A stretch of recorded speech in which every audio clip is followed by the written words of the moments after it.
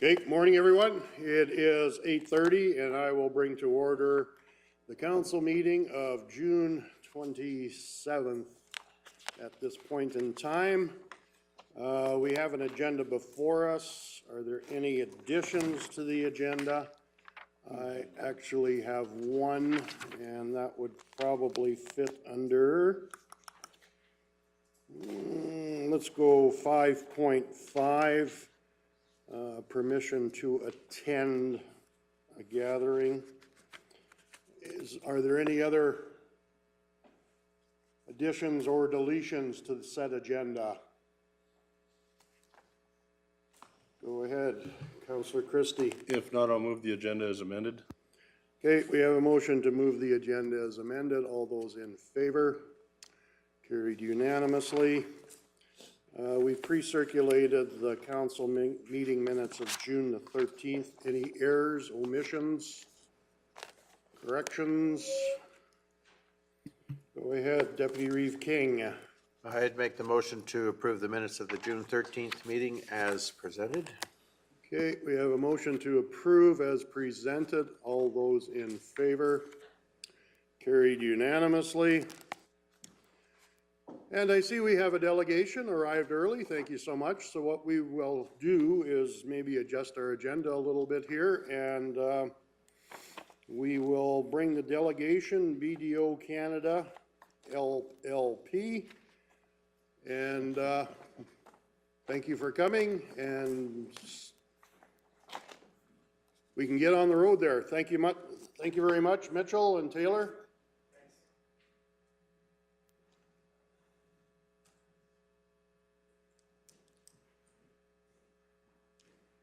You're ready, right? Good to go. Good. I didn't want to surprise you by having you hang around for an extra half hour. No, it's fine. I appreciate it. Okay, before we get started, I think what we'll do is I know you're probably familiar with most people here, but regardless of, we will introduce ourselves as council, and then you can introduce yourselves, and we'll be on the way. So starting from my far right. Are we doing staff? Laura Michelle Cunningham, Division 5. Carrie Phobes, Division 4. Wade Christie, Division 6. Jerry Whitstock, Division 3. Ken King, Division 7. Faye McGee, Division 1. And I'm under the assumption you're familiar with the CAO, Mr. Hogan, our finance person, Kinza, and Mike Zier, operations. Okay, and go ahead. So some of you have probably seen my face before. My name is Mitchell Kennedy. I'm the senior manager on the engagement. Usually I'm here and accompanied with Alan Litster, who's the partner. Alan's currently not here. And then there's Taylor, who's with me today. She was the senior on the audit this year. So what we're going to do is we're going to kind of take turns presenting the financial statements. I'm going to go through the audit report, and then I'm going to pass it to her, and she's going to go through the income statement and the balance sheet, statement of cash flows, and then it's going to come back to me, and then I'll run you guys through some of the notes. If at any point you guys have any questions on what we're presenting, feel free to stop us at any time, and then we can help elaborate or clear anything up that you guys might have throughout the discussion. So I'll start here with the audit report. So the audit report is going to be the same report that we issue you guys every year. We have audited the financial statements for Kneehill County for the December 31st, 2022 year end. In our opinion, the accompanying financial statements which are in front of you are presented fairly in all material respects. We conduct our audit in accordance to generally accepted accounting standards, which is also known as GAAP. So these financial statements in front of you, even though we assist management in the preparation of these financial statements are yours. So after the presentation here, county and management takes ownership of these financial statements and they officially become yours. In preparing the financial statements, our objective is to obtain reasonable assurance about whether or not the financial statements as a whole are free from material misstatement. And some of the ways we do that is we identify and assess risks of material misstatement of the financial statements. We obtain audit evidence that is sufficient and appropriate to provide a basis of our opinion. We obtain an understanding of internal controls which are relevant to the audit. We evaluate the appropriateness of the accounting policies used and the reasonableness of the accounting estimates and related disclosures made by management. We conclude on the appropriateness of management's use of the going concern basis of accounting, evaluate the overall presentation, structure, and content within these financial statements, and we then obtain sufficient appropriate audit evidence regarding the financial information in front of you. So I just want to reiterate, these are a clean set of financial statements in front of you, so we are issuing an unqualified report. So I'm just going to pass it here to Taylor, and she'll run you through the statement. Yep. Go ahead, Counselor Forbes. Just before you move forward, can you, and it's not for me because I understand it, but for one of my ratepayers, they would like a definition to the present fairly. Like. Present you're- fairly? Yes. So we use no, you're good, you're good. So so there's a term called materiality that we use. And so materiality is driven based off of a formula. In this situation for this audit, we use revenue to drive our number. And so when we use the term reasonable, it's literally saying we aren't guaranteeing 100% that these financial statements are free from error. We're saying that we are reasonably assured that they present fairly, as in to the best of our knowledge throughout our field work. We have seen no issues that would signify that these financial statements have any error that are material to the users, in that situation, the ratepayers in this case. Does that make sense? Okay. Yep, no worries. Any other questions? Okay. I'm just going to pass it to Taylor here. Thanks, Mitchell. So I'm going to start walking through the statement of financial position, which is a statement that shows a snapshot in time based on December 31st of 2022. So going through this, I'm just going to do a high level of some of the things that have changed significantly. So looking at the investments, there was a maturity of a GIC during the year, which is why that investment has decreased. That maturity will hit cash. So that is part of the reason that cash is increased. And then for the taxes receivable, there was a tax roll write-off near the end of the year, as well as some timing differences. So that's why that number has decreased significantly. And then if you look at the liabilities section, there's not a large change in liabilities over the year. And then looking at the non-financial assets, there's a decrease in that due to a reduction in the amount of capital assets that were purchased in the year compared to the prior year, and then amortization that was taken on those capital assets. Are there any other items that you would like to discuss on the statement of financial position?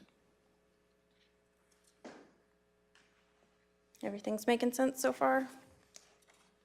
Perfect. So before we go through the statement of operations, I'll just kind of explain what I typically do from an analytic standpoint when I'm reviewing the income statement. I'll take a look at your budget that you had set out for 2022, and then I'll compare it to what actually happened in the year and see if there's any discrepancies from what you guys had budgeted in the year versus what actually happened. And if there is any significance or variances between the budget and actual, I'll then compare your 2022 year to your 2021 year and see if that makes sense versus current economic situations. And so if there's any variance between either the budget or the prior year, then usually it would drive more questions through the discussion of the income statement as to how you guys operated in the year. And so the first thing on the statement of operations that I'm going to touch on is the investment income. So the investment was purchased in 2021.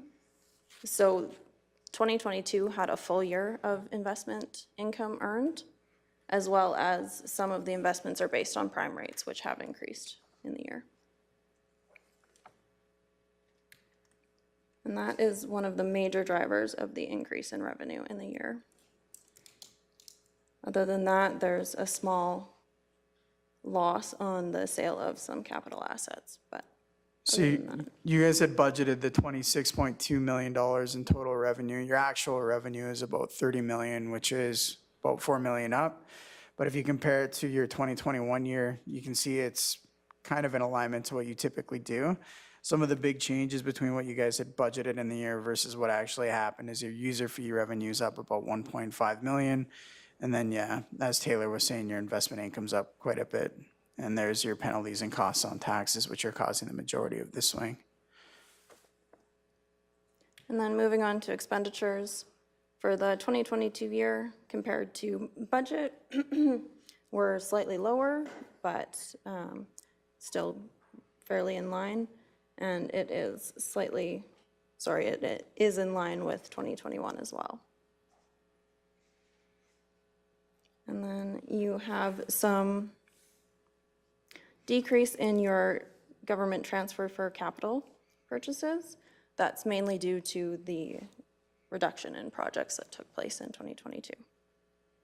Yeah, so your government transfers for capital, that's just your capital grant revenue in the year that you would have spent for capital assets.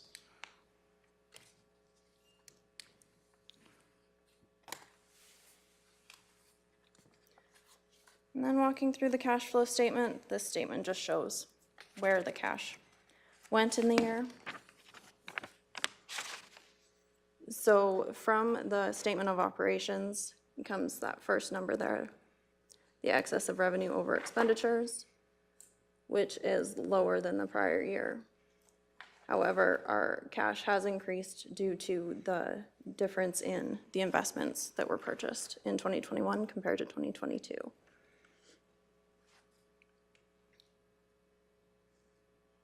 And then looking at the capital transactions, the acquisitions of tangible capital assets is significantly lower due to the reduction in projects in the year.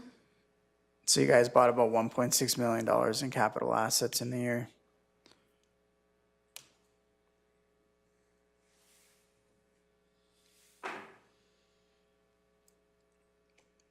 So that results in a net change in cash of 19 million. And then of that amount, about $3 million is restricted cash. Before I run you guys through some of the notes, did you guys have any questions on the income statement, statement of cash flows, or the statement of financial position? Okay. Start you guys off with note 1 here.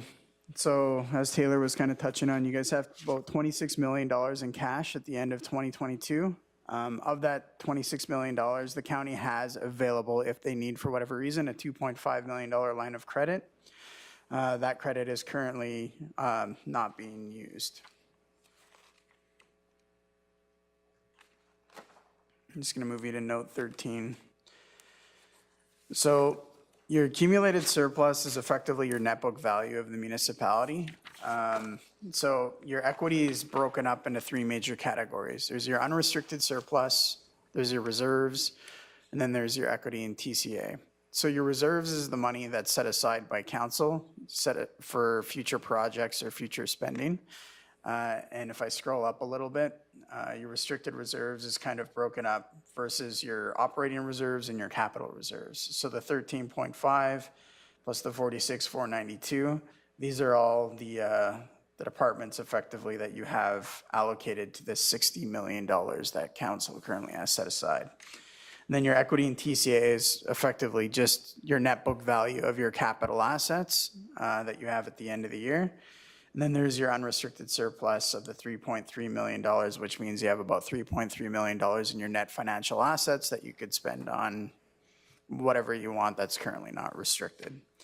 So if you refer back to the statement of financial position, you guys have about $63.3 million in net financial assets, and you currently have restricted reserves of about $60 million set aside. That means your reserves are fully funded right now, which is a good sign. So the municipality is doing quite well right now. So expense by object, this is one of my favorite notes, and I say this in basically all of my presentations. And the reason I like this is because it gives you a snapshot of what your actual expenses were in the year versus by department. So if you wanted to, you could theoretically tie this $25.1 million exactly back to your income statement. And it just shows what your expenses are by object rather than by department. So here you can see that you had budgeted your salaries and wages for 9.7 million. Your actual salaries and wages is down to 8.5, et cetera, et cetera. So everything's relatively close to what you had budgeted in the year on the expense side, other than your salaries and wages were down quite a bit in the year. And then there's your debt limits. So the debt limits are, it's kind of like a ceiling, but it's not really a ceiling. It's more of a guideline set out by the MGA, which basically says, based off of your operational activities in the year, more specifically your operating revenue, this is the total amount of debt that you can use as a municipality. And so this number will fluctuate and change every year dependent on how you do based off of your operating revenue. And so once you get your operating revenue, it's quite simply a formula. You take your operating revenue and you multiply it by 1.5, and then that gives you your total debt limit for the year. So your total debt limit at the end of 2022 is $45 million, and your total debt that you currently have is $20 million. So you don't technically have this $20 million in debt. This $20 million represents, as you can see in the second paragraph here, a loan guarantee in the amount of $20 million to the town of Trochu. So even though you haven't taken that loan out, it's a loan that's currently guaranteed, which reduces your actual debt limit by the amount guaranteed. And then there's your total debt servicing limit. So this is also driven based off of your operating revenue as a municipality. The only difference here is it's multiplied by a factor of 0.25 instead. And so what this debt servicing limit means is if you had debt for whatever reason, you could service about $7.5 million on an annual basis if you so need to. So right now you don't currently have any debt, so you're not servicing anything. So if you needed to, you could service 7.5 in the year. And that's kind of all I got for my spiel. I don't know if you guys have any other questions on the financial statements at all. If you do, I'm open for, yeah, of course. Councillor Phobes. What is a write-down? I know what a write-off is, but what is a write-down? It's an accounting adjustment based off of, so it depends on the context of the write-down. So like if we talk about capital assets and you're writing stuff down, it could mean one of two things. If you had a vehicle, for example, and you drove the vehicle off the road and it got destroyed, you're writing it off. So it's a valuation thing is the term we use. If you had investments and you were treating them based off of the fair market value rather than the cost or the amortized cost, then let's say the fair market value of an investment dropped from like your original cost base was $1 million and now the fair market value is $800,000. If you were recording investments at fair market value rather than cost, you would have a write down of $200,000, assuming that this gets really complicated and I'm trying to avoid going down the rabbit hole. But that's assuming that it was a temporary loss and not a permanent loss, because if it was a permanent loss, then it would be an actual adjustment no matter how you record it. It's an accounting adjustment based off of the value of whatever you're writing down. Are there any other questions from council to Mitchell or Taylor?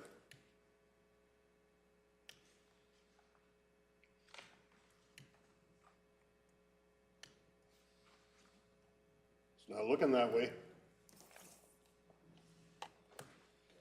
Okay. Okay, so in essence, it's a clean audit, Correct. and that is what we strive for. I do want to thank Kinza for, even though her short time being here, she was great to work with. Mike, as always, is great as well. And Marika is awesome as well. I love coming here. You guys are all awesome. So, and I appreciate you guys taking the time to listen to us. So even though you have to, so I appreciate it. You guys are a good group of people. Well, I appreciate that, and we already knew that Mike and Kinza were awesome. But yeah, and Marika, I mean, the staff works really hard to Yeah. make sure that everything is correct before you guys even see it. Yeah, And that does make your job easier. Absolutely. And it makes sure that we are not in a position where we're second guessing. And so I'm happy that you guys are happy, yeah. because that's what makes this whole thing go. So, are there any further questions for Mitchell? No? Mitchell or Taylor? So you guys, thank you very much. Of course. Thank you for coming in early, Yep. and I guess see you next year. Of course. Thanks so much. Enjoy the rest of your meeting. Thank Thanks, you. guys.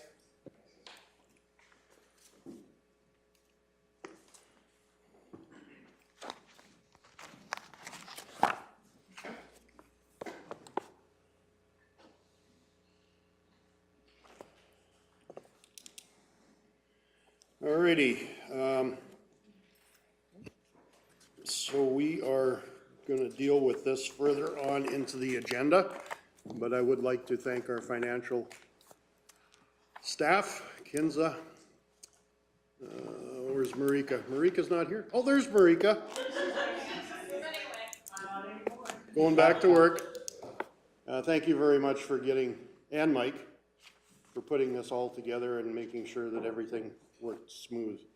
And yes, you guys are awesome, as they have stated, and that comes from council also, so thank you for the work that you do. Okay, our next agenda item will be 4.1, Three Hills East Water Survey Results. And I believe you are taking this, are you Mr. Zier? Oh, John is, sorry. Doesn't he look like? There we go. He looks like a guy in front of a firing squad or something. Sorry about that, John. Welcome, and anytime you're ready, Mr. McKiernan. All right, good morning, Reeve. Oh, look at that, brand new. So this morning I bring forth to you just the survey results that we conducted with the ratepayers within the area that we specified for the Three Hills East. So just a little bit of background, I'm sure that you guys all are aware, but through a motion of council, we undertook a resident engagement to help determine the desire to construct a potable water system for residential use and its potential costs associated with it. We did hold an open house on March 8th, and we provided the available information through a PowerPoint presentation, brochures, and a question and answer period. We did send invitations to all the residents that own land or own a residence within that area. As well, we did put it out on our website, on our social media and all that. So any ratepayers of Kneehill County could have came and attended if they chose to. After the meeting, the residents that were within that area or any resident of the county, they were able to provide their feedback through a survey that was available both online through a QR code, or also if a paper copy was required and requested, then we would provide that as well. So during the undertaking of the survey, we originally did have the number of residents to be 85 eligible residents, and that was kind of based off of our prior study before. But through this process, it was determined that there was actually 95 eligible households, and they were contacted. They were aware and that sort of thing. So we didn't just leave out those 10 additional, but they were also part of this as well. So council had also given in their prior direction that in order for this project to progress, the next stage of development, that support for their project would have to be, and the commitment of funds must be received by a minimum of 80% of those eligible residential parcels located within the study area. Once the service results were reviewed, it was determined that only 34% of eligible respondents were both supportive of the project and willing to commit to a $20,000 connection fee. In the survey, the residents were asked if they were in favor of a full flow water system, the proposed fee associated, as well if they would be in favor of a bulk water station being constructed in lieu of the full system. Residents of bare parcels were also given the opportunity to provide any potential future use on that water system. So that's just a little bit of background and stuff on what we're going to do. Now, I also had a PowerPoint presentation that we kind of did up to highlight the questions, kind of go through that sort of stuff. And if you guys have any questions throughout it, please let me know, and we'll try to clear them up and stuff as we go as well. So the first slide is just a background. It's kind of the same one that I kind of presented at a prior one, but I just added the next step, which is the survey collection. So the submittal of surveys were accepted between March 8th and April 10th of 2023. After the April 10th, administration began attempting by telephone to contact, to connect with residents that hadn't submitted a survey either through the QR code or through a paper survey before that date. June 27th, we're here today and presenting the results for you. So again, just a little more background, just a refresher for you. The project options, we have that proposed service area that's been around since we started this process. The possible water providers, where we would get that water from, and either there was a full flow water system option or a bulk fill station option for the residents to ponder and that sort of thing. And again, just a quick recap. So this is where we are looking. This is the proposed water service area. So survey collection and results. So the eligibility, the survey was open to all residents of Kneehill County. While the county values responses from all county ratepayers, only surveys received from properties within existing dwellings located within that area will be counted towards the 80% commitment target. Again, the closing date for the completed surveys was April 10th. After April 10th, we did attempt to connect with the residents that did not submit one and try to get their response to it. After receiving the completed surveys, they were divided into the following categories. There was residents with existing dwellings in the survey, landowners with bare parcels in the survey, and residents who completed the survey outside of that area. The completed surveys are for a single parcel of land. Even if the parcel has more than one home situated within it, we only consider that as one completed survey, as it is intended only as one connection for that parcel. Again, the survey was accessible online and on paper upon request. Again, 95 residents were eligible to fill the survey, as it was determined, they were determined to be the owners of a residence within that area. Of the 95 eligible surveys, 63% of eligible surveys were returned. And that's the breakout down for you. So surveys received prior to April 10th. So these are the people that did it either through the QR code or whatever and had it in before April 10th was 48. These are the people that we were able to connect with after April 10th was 12. And that's the 35 is the number that did not return a survey. And those are the 95 eligible ones. And then underneath, people that have a bare parcel within the service area, 2 people returned a survey to us, and 1 person outside the service area also responded as well. So now we'll kind of get into the questions that we asked. And our first question on that survey was, are you interested in receiving a connection to a regional potable water system? So as you can see, that's the results that we have out. So a total of 48 people responded before the 10th. And you can, it just kind of shows you the numbers where a grand total is 95. So you can see 33 people, 33 surveys were a positive for yes, 27 were a negative for no. So question 2, on to the next one. This was a little lengthy one, but basically it was the question about, are you willing to pay the $20,000 fee in order to connect to the local water system? Again, the chart just shows you the amount of surveys when we got them, and the total numbers that were received at the end of the day equals that 95. And again, 27 of the respondents said, yes, I'm good with $20,000 fee. 21 said no. And again, there was a few after that replied as well. So, are those numbers and stuff looking clear as mud, or yeah? Okay.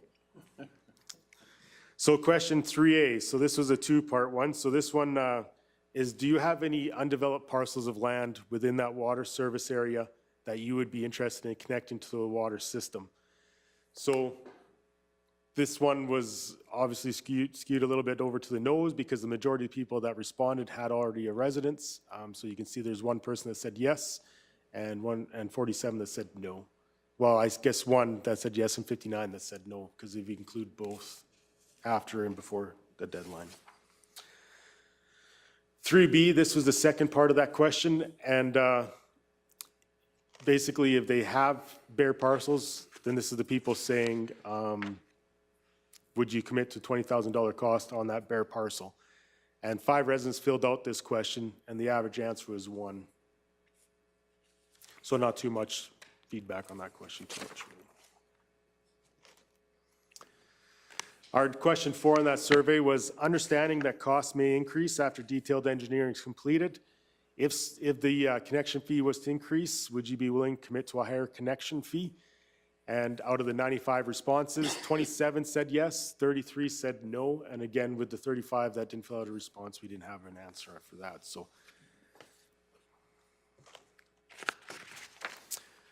our last question is question number 5, and it was basically, instead of constructing a full water system, would you be interested in having a bulk water station available to provide for potable water for your needs? And with this one, with the total of 95 respondents, 13 said yes, 47 said no, and 35, there was no answer. So those were our 5 questions that were asked in the survey. I don't know if you have any questions on those results of now, or we can continue on a little bit into some, the next kind of part is more of the comments that we received through our surveys, but. Are there any questions from council for Mr. McKiernan? Doesn't look like it, John. You can continue. Okay. We did receive quite a few comments, so I don't know if you need me to go through them all or anything like that, or if you've had a chance to read them. I guess overall, I guess the comments maybe came from the people that said no, the majority of them, because you can kind of see a little bit where that kind of leads to.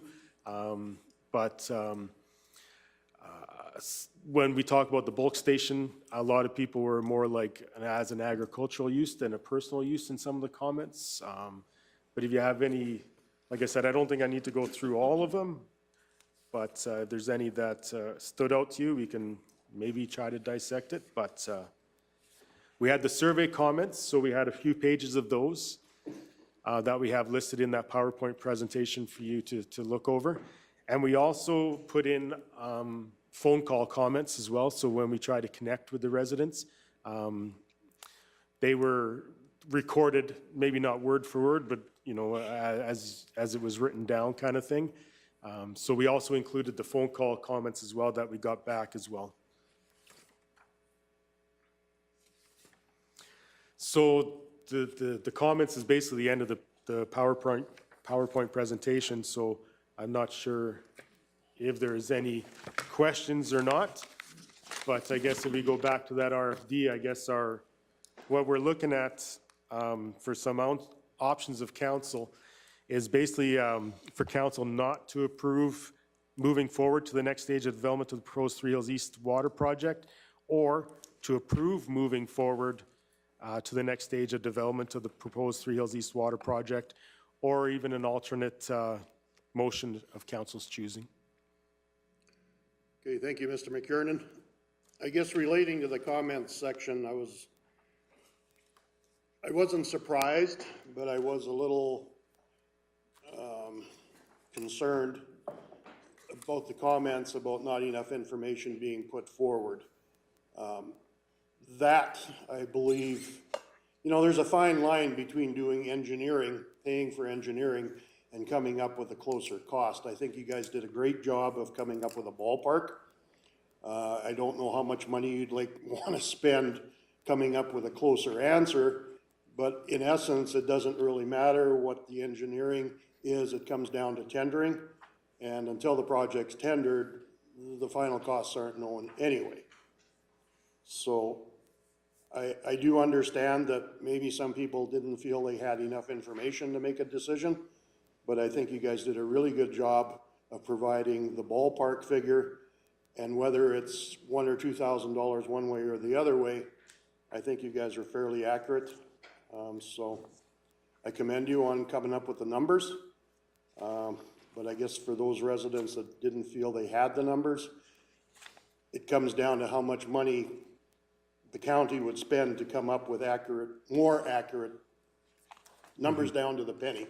It's not gonna happen until tendering process is done anyway, so I guess that's just a comment that I had, but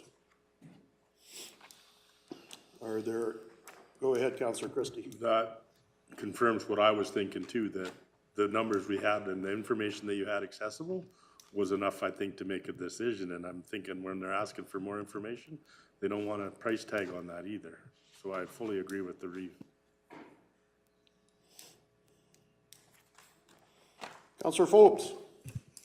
I guess on, when you're filling out the survey for the people that weren't in the actual area, so anyone outside, I would have liked to have seen, are you in favor of supporting this financially, as one of the questions? Because I would have said yes to that as someone who isn't directly affected by that line, but as a ratepayer that lives in this county, I would have been affected.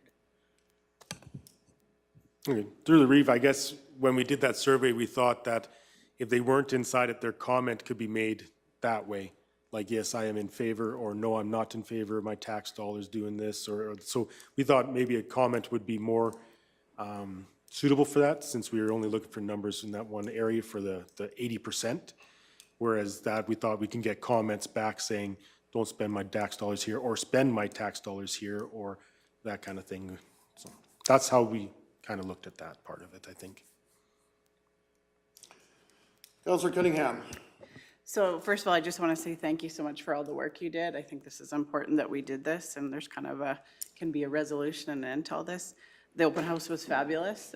I think there was excellent information provided, and I do really appreciate the follow-up. My goal was 100% response, so I think you guys did the best that you could with that, so I really appreciate that. One question that came to me yesterday from a ratepayer was, and I don't know how we do this because I understand there'd be a FOIP to this, but is there, like they were saying, like could there be a smaller demographic area, like the people that wanted it, were they all in the same kind of area, or was it more spread out? Or I'm not really sure if we can answer that without disclosing, who. Through the Reeve, I think that there probably was some little pockets of people that were for it, and maybe some that were against it in certain pockets, but then you also had people that were for it that were, you know, quite a ways away. So, I mean, that'd be a pretty hard determination to say, how do we build that, so. Yes, go ahead, Mr. Zier. Yeah, thank you. Through the chair, we definitely did assess that possibility. We actually have done up a map that is available for council's viewing if they so choose. We didn't include it in the package here because it is a FOIP concern there as far as yes and no's. But it basically is a map showing the different areas that agreed to the, or said yes to the question, no, and then the do not answers. So if council likes in camera or in closed session, we'd be able to supply that information. Go ahead, Councillor Cunningham. So I know the one question referred to the bulk water fill station. I think some of the people were maybe hesitant to answer that because they didn't want it to look like they were so much wanting the water line. They didn't want it to be skewed that, but I would take a bulk water. So I'm just wondering, I think you had given us estimates on the bulk water. And I'm just wondering if that's, like, I know that the RFD motion is to say, like, we're just not going to proceed, but I'm wondering if there's any relevance to maybe kind of pricing that out and seeing if there's a viability there, if there's a need there, and what the cost would be for bulk water in that area. Through the Reeve, Councillor Cunningham, in our previous study that we did have numbers for that. So those numbers are still there. I mean, that was about a year ago now, maybe, so I mean, I don't know if the numbers are gonna be as accurate, but that information is available still. So, I mean, if that's an option that council wants to pursue, then, like, that's, you know, to your discretion. Councillor Cunningham? Sorry, I had to go. And just, one of the ratepayers wondered if we had any feedback from MLA Nathan Cooper, because I know he did attend virtually, so they were just wondering if he had any comments on a provincial level. Through the Reeve, Council Cunningham, I never have, but maybe Mr. Zier or Mr. Hogan did, I'm not sure.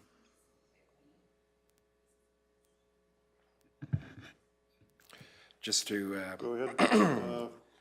CAO Hogan. I don't just, see your red light, so that's, sorry about that.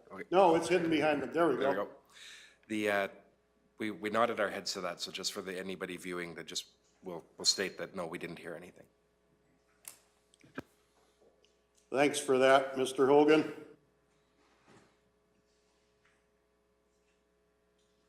Okay. Any other questions for Mr. McKiernan?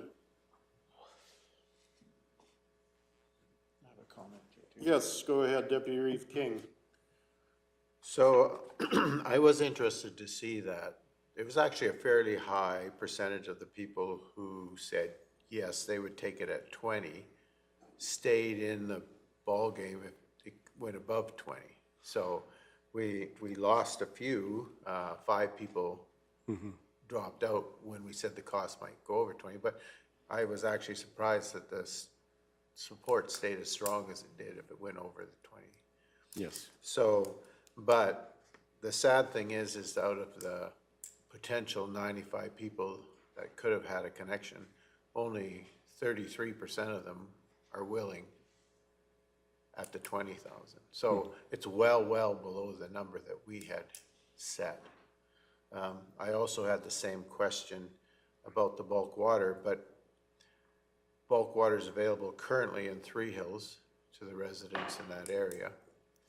And so if we're just to build a bulk water from the agricultural point of view or for residents to haul, is there a big advantage to putting it 5 miles closer? And at what cost would be the questions in my mind. So unless there's a huge advantage to having a bulk water available in that area, and it's going to get both residential and agriculture use, is that something we want to consider doing? So I guess that's a question, Councillor Cunningham brought it up, but it's a question that we as council probably should address, is whether that's even feasible or worth contemplating. And is there any advantage to the residents who live in that area for us to do that?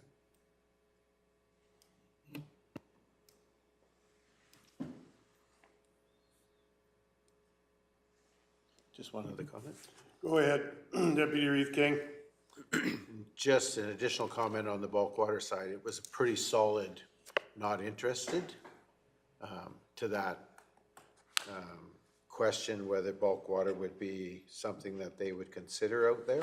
And so I'm not sure we want to spend a lot of time in consideration of that.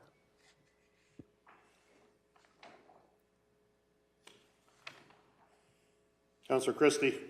For me, there one comment that indicated it would be like 15 minutes a load more. That answered the question for me. It'd have to be awful cheap for me to support that, to save 15 minutes a load. Like, it doesn't make sense to me. And the other question, in my view, would be where would we draw the water from? That could get expensive also if you've got to run a trunk line from the Aqua 7 line or from, I think we had 3 options, but none of those have been looked at or priced out, so it could get expensive. Well, in that study, we did price out the potential for the cost of the main line up to there, but we never approached either Aqua 7 or the town of Three Hills to say, hey, is this an option or not? But we did in that study price out that total in which option to use.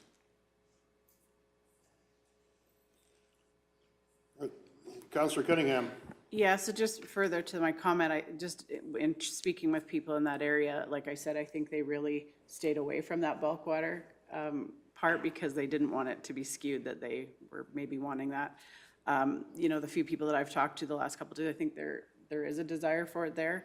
Like you said, it's all going to come down to cost and availability. So I don't know how, like if we feel the cost would have changed a lot in that last year. I know nothing's getting cheaper, but I guess, would there be any harm in finding out current price on that?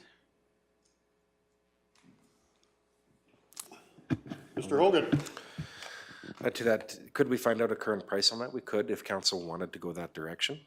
There's going to be a little bit of engineering money associated with that, but it can be done. So it's really just a matter of whether you as council actually want to explore that option or not. I think our recommendation really is based on the numbers that we got back. And if people felt that they didn't want to influence one answer, so they didn't give us accurate information, that's really unfortunate, but because it's that information that we're basing our recommendation on.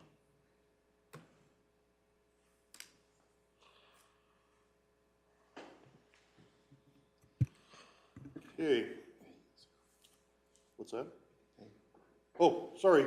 No, Go I'm ahead, good. Councilor McGee. It's just fine. First, I just also want to thank the administration and staff for putting all the resources that you have put into getting us this far so that we have a really solid piece of information to make this decision on. I think I feel much more equipped to have a stand on where we need to go, and therefore I would like to make the motion that I just lost. Here we go. That council direct administration to communicate with the landowners. Excuse me, let me try again. That council direct administration to communicate with the landowners located in the Three Hills East Water Service Area Survey that the project will not proceed due to lack of support from the area residents. Okay, thank you, Councilor McGee. We have a motion before us that we not proceed because of lack of support from the area residents. Is there any discussion to that motion?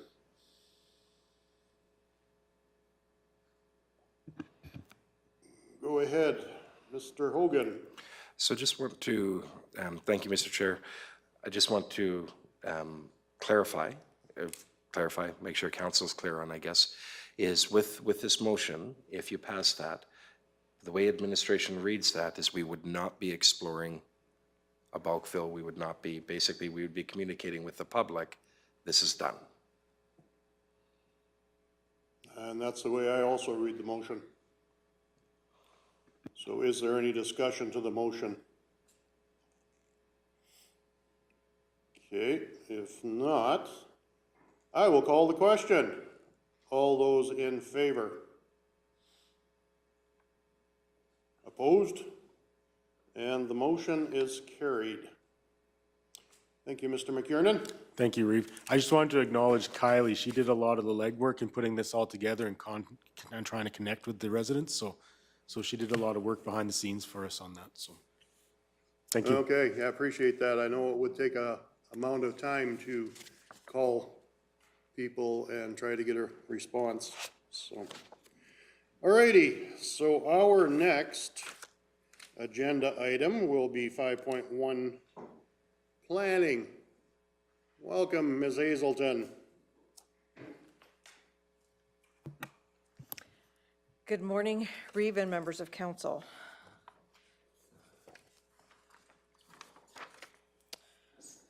So I'm bringing before you the process for amending the land use bylaw. So during a closed session portion of the June 13th, 2023 council meeting, council directed administration to initiate an amendment to the land use bylaw to revise the sections relating to renewable energy. Administration would like to outline a feasible process that utilizes the current meeting dates. Since both July and August have only one scheduled council meeting date, it's more challenging to make these amendments in a timely fashion. So the following process can be achieved. So we can present the current sections of the land use bylaw that relate to renewable energy, which we've included in your package for today, and then get your direction regarding the amendments you would like to see in that draft document.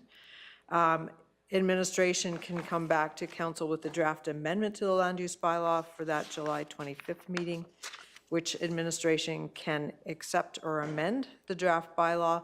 And then we do usually do a legal review of the changes. And then at the August 22nd meeting, administration to bring back the accepted draft document for first reading and set the public hearing date for September 26th.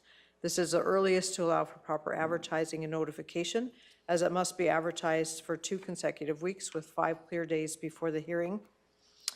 Then we have to circulate the draft document to agencies, adjacent municipalities, and it is open for public review from that point on. So September 26th, the public hearing is held. Council can amend the draft document based on feedback, or you can provide second and third reading to adopt the bylaw. Council could also schedule an additional committee of the whole meeting or create a working group to provide feedback in a timelier manner. You could also schedule a special council meeting as per section 195 of the Municipal Government Act. Administration will provide a package of information at the meeting council chooses for discussion purposes. Thanks, Ms. Hazelton. Are there any questions from council for the planner? Running out of stuff to do there, Barb? Just a tad. Oh, one thing I should mention is because of all the public and the engagement portions that we're doing, we are likely, for staff resources, having to push back on the IDPs and reschedule those for next year. We won't review them. There's nothing earth-shattering in any of them that really needs critical attention at this point in time, so we would push that part of those engagements.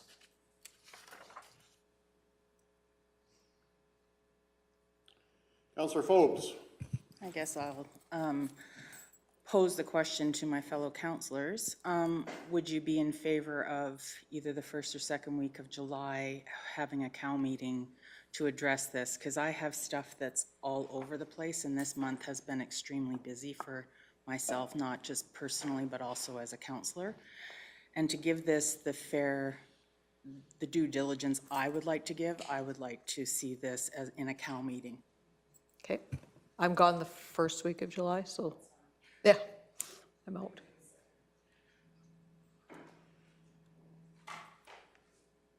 I guess for clarification, what is it exactly you're asking? If we can hold a COW meeting to have this in a discussion in that forum. To have, On what we would like to include in the land use. oh, okay. In regards to the So renewables. supplemental to what we had at the last COW meeting. Because there are no scheduled COW meetings for July or Yeah. August, so. We actually didn't have it at the last COW meeting because it wasn't put on the agenda.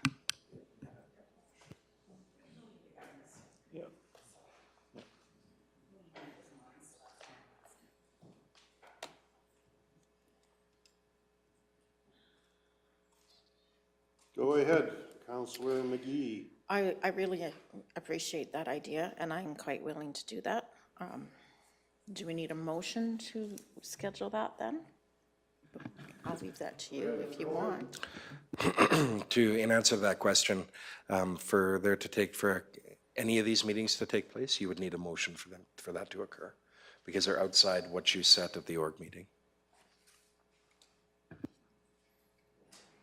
Anyone else would like to weigh in the period of time? I think in fairness to the previous comments, I would agree. I think that this conversation is probably fairly in-depth, and I'm not sure that even as councillors sitting here today, we're sure exactly what direction we want to go. And so I think we would need a fairly full conversation to try to determine what direction that is. And in fairness to you, and planning and administration, I think we need to give pretty clear direction about what it is that we want you to do. So you don't get halfway down the road and we go, oh, no, that's not what we meant. Without an opportunity to have that full conversation, I don't think that we're going to give you clear enough direction. And in fairness to you, I don't think that's right. So I would be in favor of doing something that would help clarify where we want to go. Because I'm sure around the table, we're not even 100% sure ourselves at this moment.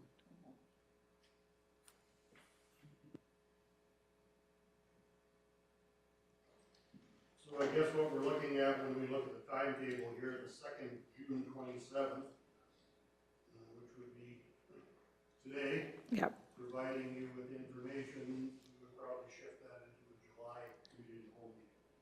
Yep, that's, And that works for your schedule also? depending on the date you pick. Well, we do have one other working group that first week back. I'm back the 11th. And so I think the working group is, the transportation one is the 13th? Yeah. I don't have my phone with me.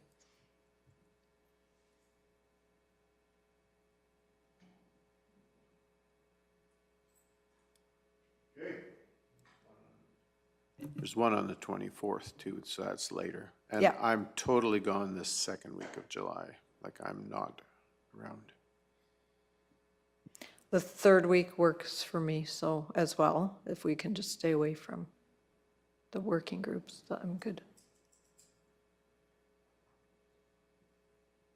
What does that give us for dates? July the 18th, I hear?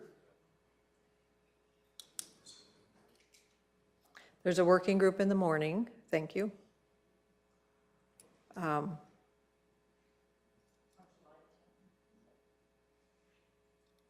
July 10th, I'm not here. You said on the 18th, there's a working group? I think that's what Mike just said, yeah. I don't have my. We could do afternoon if you guys are okay with that, if. Huh? Oh, Yeah. isn't that convenient, eh?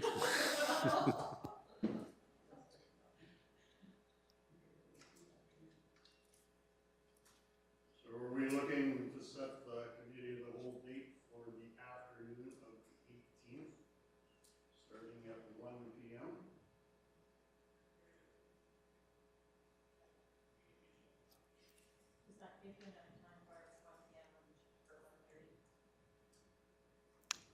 It's fine.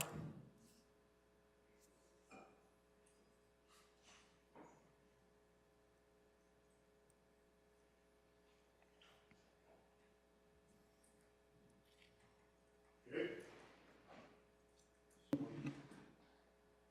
I would like to move that council approve a committee of the whole meeting scheduled for July 18th, 2023, commencing at 1 p.m. to further discuss this request for decision.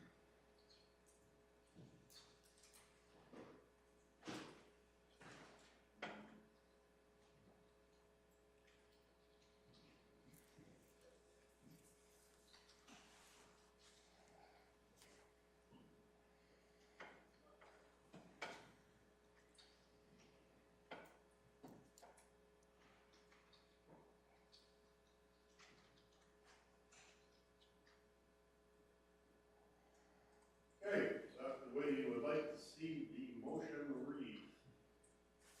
Yes, that's great. Okay. Alrighty.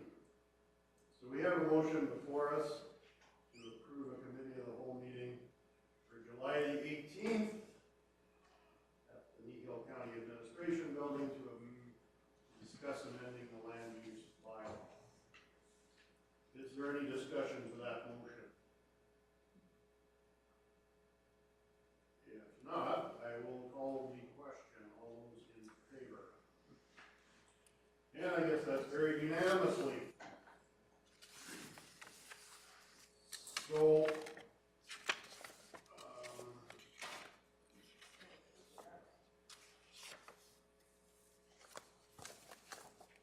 the recommended motion on 5.1.1, does this?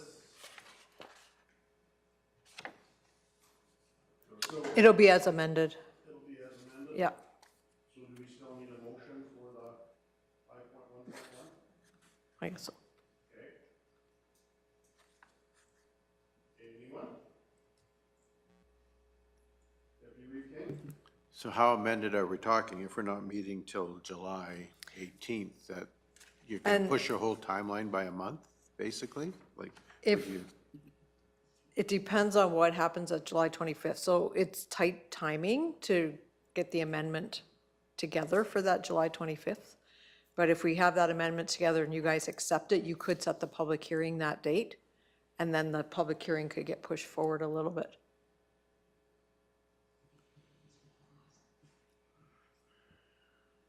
with all the other things that are going on, I'm just wondering if that's pretty tight, so. It is tight for us, but we will do our best to get everything flowing here.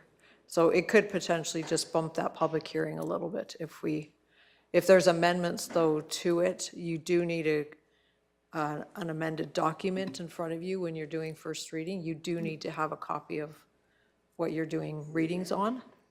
So we will try to capture whatever happens on that COW meeting in the July 25th.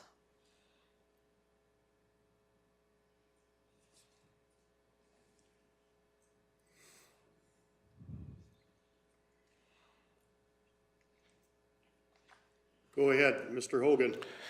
Through you, Mr. Reeve, I think what we'd be doing on the table that's in front of you in the RFD, the second June 27th date, council provide direction regarding, we would change that to be the July date that we just created the committee of the whole for. Yep. This basically is confirming council and admin's understanding that this is our target timeline to expedite this, making sure that we have time to do the legislative advertising and public hearing and all that stuff that goes with the change to the LUB. One of the things that, I think we'd be okay to put it forward as that, with the understanding we've established here today that if coming out of that committee of the whole meeting, there's a whole other direction, it will impact the future timelines. And that's maybe something we can discuss when we see what those impacts are. Yeah. If they're going to be straightforward and we can pull it together for July 25th, then that will be our intent to do so. If it's going to if it turns into something else that, hey, we're definitely not ready to do that, then I think that administratively and with council, we'd all recognize that these timelines would have to be adjusted in that instance.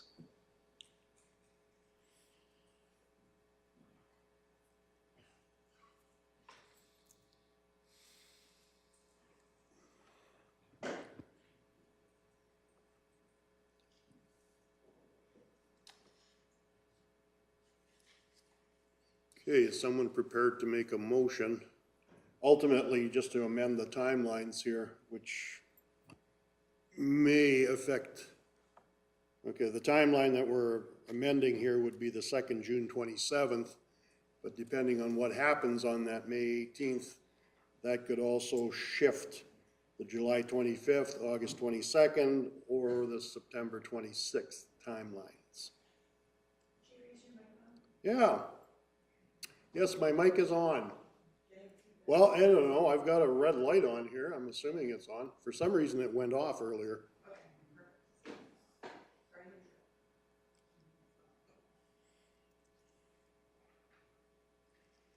Just to throw it in there too, if you wind up and having to amend some things on that July 25th, there's nothing stopping you from adding an additional council meeting in August if you wanted to have that moved up, but I know just wanted to throw that out there, like there is opportunities besides this date if. Probably have a better idea come Yep. July the 18th, whether that's gonna have to be Yep. one of the processes, but, yes, Deputy Reeve King. Welcome to the summer of 2023. Okay, so if we're all good with the process as we're talking about, I'll make the motion that council accept the process and timelines for amending the land use bylaw as amended. Okay, thank you very much. Okay, all righty. Okay, so we have a motion before us to accept the process with the amendment. Is there any discussion to that motion? Seeing as not, I'll call the question. All those in favor? And it looks unanimous to me. So Deputy Reeve King made the motion. And it was carried unanimously. And welcome to the summer of '23. Is that another one of your comments? Yeah, it was. It was. Okay, our next agenda item will be 5.1.2, public engagement, RSVP options. Anytime you're ready, Ms. Hazelton. Thank you. Kneehill County has several working supper engagements planned to provide an opportunity for landowners and residents of Kneehill County to provide their input in the municipal development plan. We have drafted an RSVP form that participants will have to submit in order to attend the supper meetings. There will be no cost to participants. This is solely for us to give the caterer the number of attendees for food preparation. On the form, we have several questions to determine whether or not someone is a resident, landowner, or does business in Kneehill County. During the Committee of the Whole on June 20th, Council recommended that a limited number of participants that don't meet the established criteria may be able to attend as observers. However, they will require vetting by administration to obtain a ticket. Observers will be required to cover the cost of supper prior to obtaining a ticket. The county will be able to publish a list of ticket holders that we can use to verify interest to the event, and we will also provide name tags for all participants. If someone answers no to every question, a note will pop up that says, "This event is for landowners, residents, and people that do business in Kneehill County. However, council has agreed to a limited number of observers. Please contact administration." We've actually changed that now on the form, so they just, if you would like your name to be submitted on that waiting list, they just submit their name and say yes, and we will let them know they have to pay the form. So it can all be done as soon as they, and we've included both forms for you. So if people go in and just add yes to one of those items, the information we're collecting, if they check no, it just says you have checked no to all questions pertaining to the county. This event is for landowners, residents, and people that do business in Kneehill County. However, council has agreed to a limited number of observers. Would you like to submit your name for consideration? And they can check yes or no at that point. The only addition we're adding to that is the fee for their ticket. And so we will make sure we'll have 4 distinct RSVPs, one for each event, so that they know which one they're wanting to participate in. I did have somebody at the ratepayer evening that we were there asking. They are not a ratepayer, but we're wondering if they could come to observe. So I do think we might have a couple that might be interested in that as an option. But we just wanted to clarify that this is council's wishes, and then we can go make these forms live.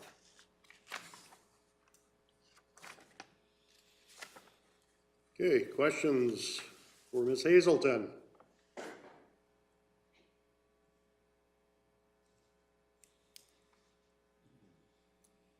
I guess there's no questions. Councillor Cunningham. I'll move that council accept the RSVP engagement process as presented. Alrighty, we have a motion before us to accept the RSVP engagement process as presented. Is there any discussion to that motion? See none, call the question. All those in favor? Carried unanimously. Thank you. Thanks, Barb. Okay, our next agenda item, 5.2.1, Growing Kneehill Event Updates. Welcome, Fallon. Hello, council. Anytime you are ready. Okay.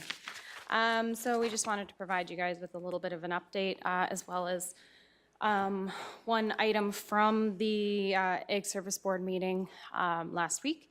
So just in that update on the planning for the event, we have hired our contractor.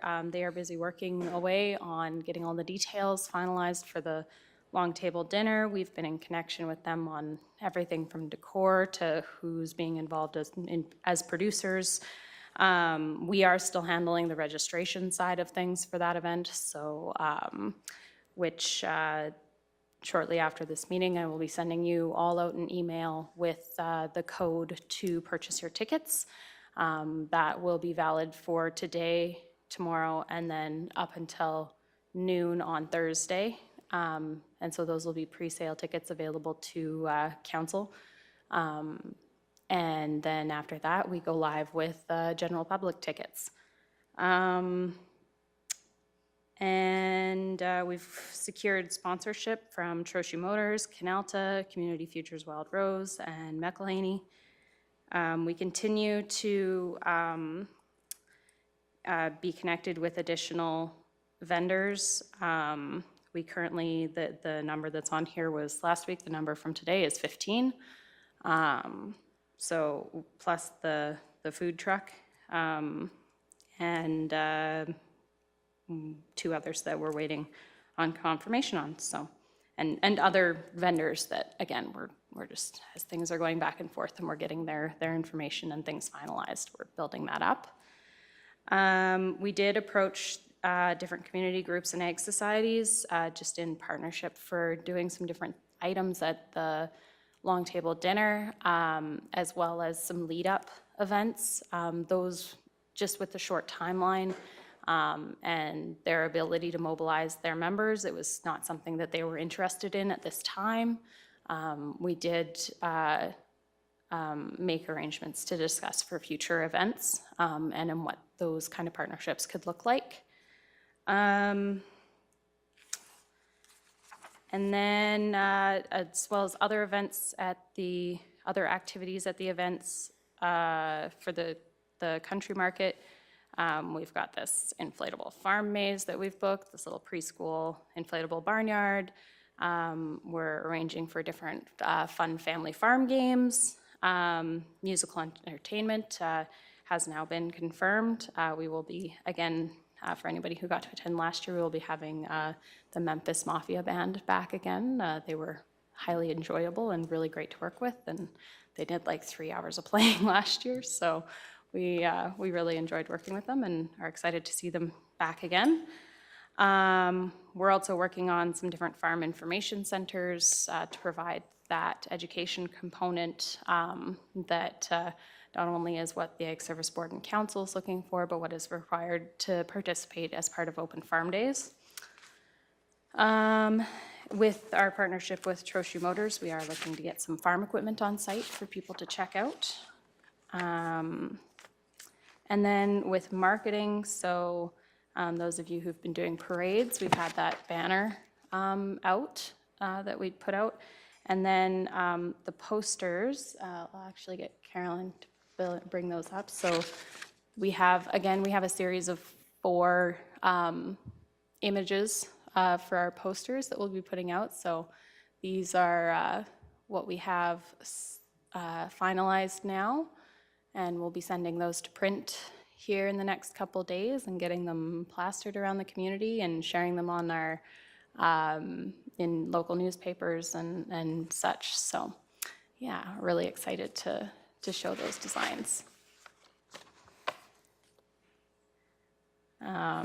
As I guess another portion of that, we are looking at additional highway signage to direct people to the event, as well as flagging to really bring people in and say, hey, what's going on over there?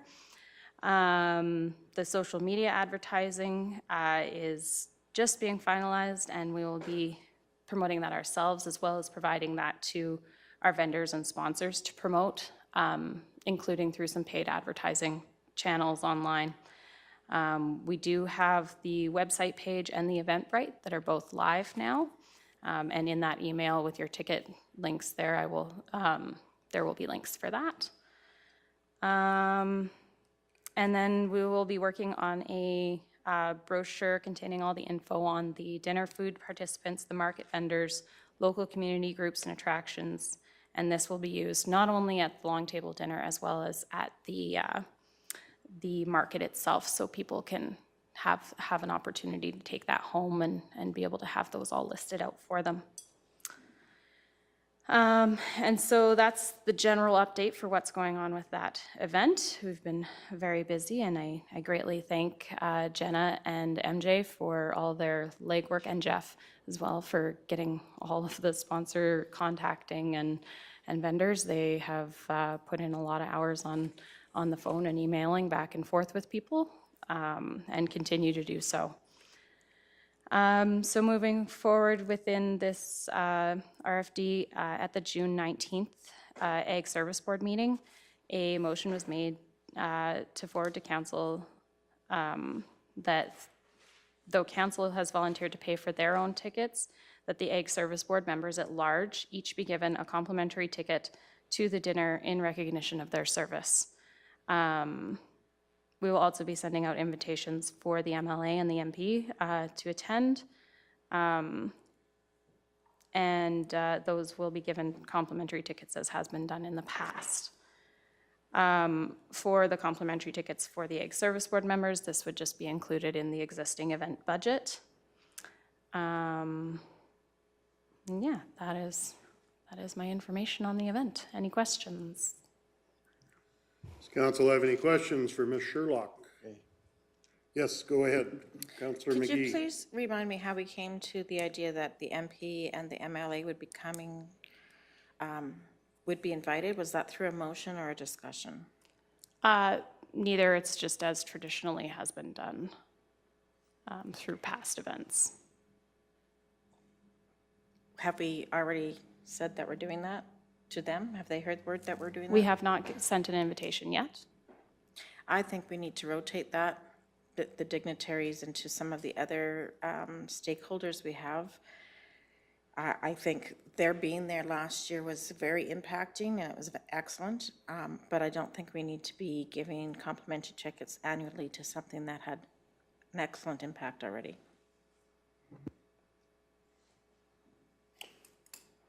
Deputy Reeve King. So just for my own clarity, can you clarify what you meant by rotating and who you might have in mind if we were going to do that? Sorry, I keep making us think. I would like to see maybe different MLAs, not necessarily our local MLA.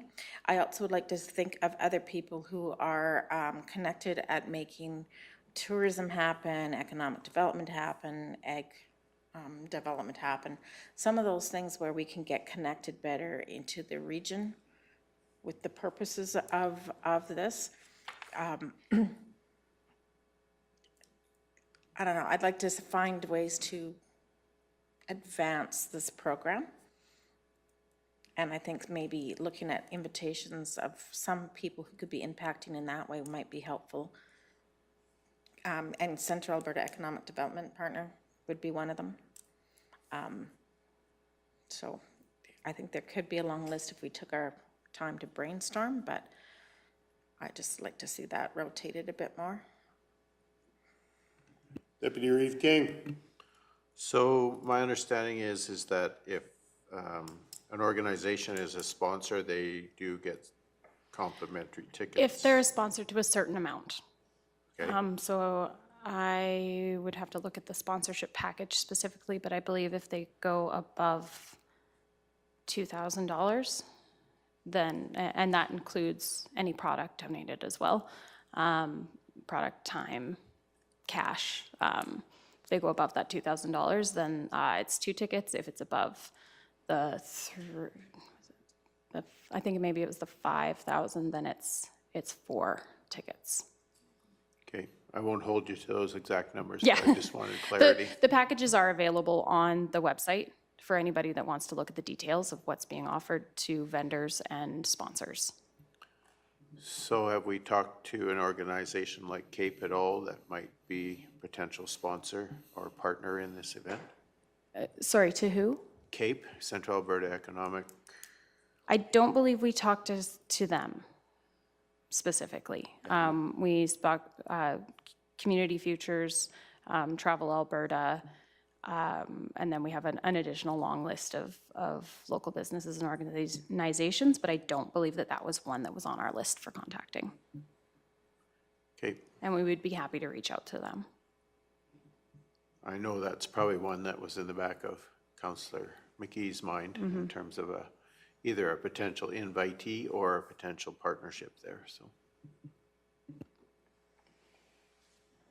So I guess my question would be, are you looking to comp extra tickets or leave it at 2 tickets and just have different members or different I think attendees? leave it at 2 tickets and find different members, rotate it a bit.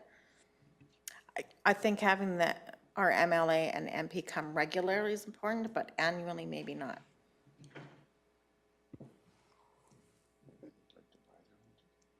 I would love to invite them to buy their own tickets. But, yeah.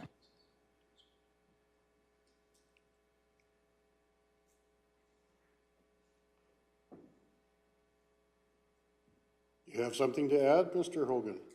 Or Ms. Sherlock? So the MLA and the MP was the direction that we had received last year, and it was just themselves, not spousal tickets. So they had purchased those themselves, and that was after they had individually purchased their tickets. Then it was put forward for us to reimburse them for those last year. And so we were going with what had been traditionally offered, but most definitely that is something that should be council's designation. But should there be other individuals that they would like to offer those tickets to, we will need direction as to who specifically. Deputy Reeve King.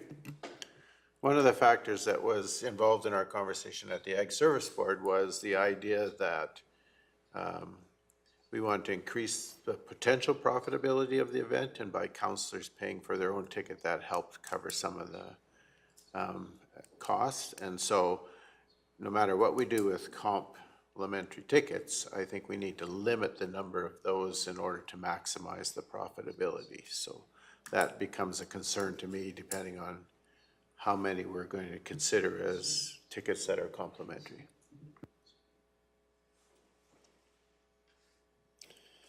Councillor McGee. So could I make a motion that 2 complimentary tickets will be discussed at the newly scheduled committee of the whole meeting to bring back to council? When it comes to the MP and the MLA tickets, so that would be a separate motion from this other motion. I'd like to still keep the request for decision as intact, but it's a second piece from that. Does that make sense, Mr. Hogan? Thank you. Ms. Sherlock? So with this event, with what council is considering, we would have the 3 tickets for the ASB members, and then these 2 additional tickets. There would be 5 complimentary tickets that we would be covering out of 100 tickets for this event. And actually, with the way seating works out, it ends up at 102 if we fill it. But we advertise at 100. So just for council's perspective. Deputy Reeve King.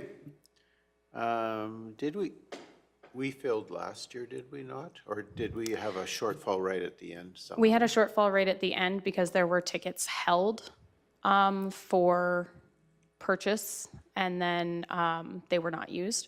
And so there was a shortfall there, but the intention with designating this right now and giving council the pre-sale options is that we would be able to know our numbers as soon as possible so that we can fill this event. So knowing which complimentary tickets we're offering and to whom as soon as possible, considering the event is about 50 days away, would be highly beneficial.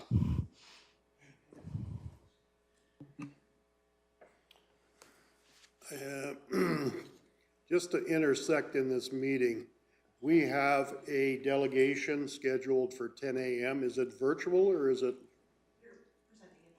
They're presenting live. Are they here? Does anyone know?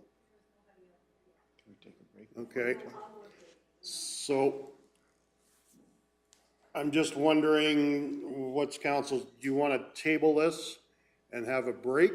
Or do you think we can, yeah? Yep. Okay, does somebody want to table till further into the meeting? So, Ben? Okay. No discussion on that? All those in favor of tabling till later in the meeting? And that's carried unanimously. Okay, so we are now on recess.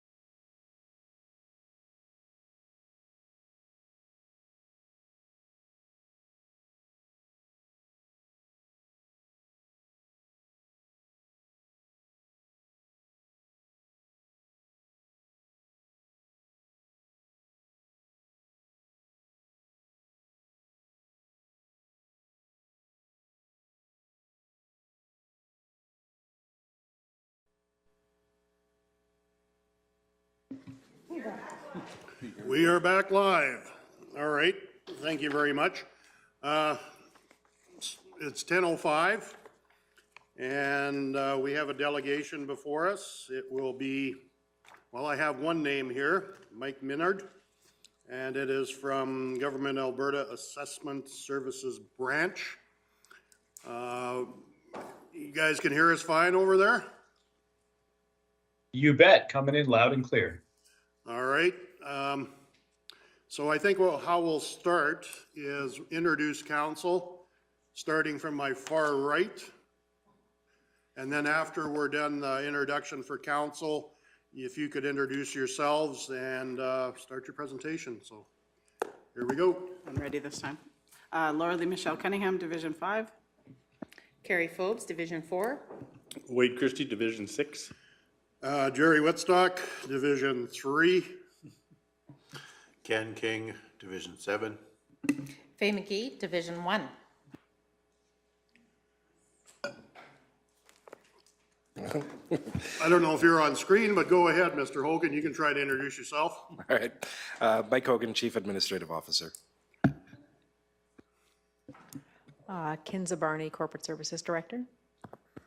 And Mike Sear, Infrastructure Director. All righty, if you could introduce yourselves and we'll go from there. Absolutely. Well, good morning, everyone. Thank you for having us present today. Like was said, we're here from Alberta Municipal Affairs, specifically the Assessment Services Branch. My name is Mike Menard. I'm the Provincial Assessor and Director with Assessment Services. And I'm joined today by Janet Hayes. She is our most senior advisor and assessor with the linear assessment team. On the slide deck that I'll pull up in a moment, you'll see I have Joanne listed, who is our linear manager, but she was called away to do some interviews this morning. So we have Janet filling in for her from the linear assessment team. Okay, welcome. And Thank you. anytime you're ready, Mike and Janet. Okay, well, I'm just going to share my screen with you all. Make sure that comes up okay. And if you can see that, we are off to the races. We're good. Okay.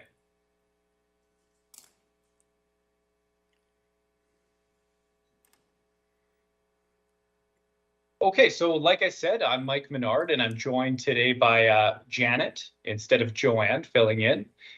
And who we are, as I mentioned, we're from the Assessment Services Branch, and what we do is we administer the designated industrial property assessment on an annual basis. And what that does is it comprises the provincial assessment role. So every municipality has their municipal role for all property that's located and designated to be on the municipal role. And then there's the provincial role, which is made up by designated industrial property, which is defined in Section 284 of the Municipal Government Act. And it specifically classifies select property that's regulated by one of three regulators, either the Alberta Energy Regulator, the Alberta Utilities Commission, or Canada Energy Regulator.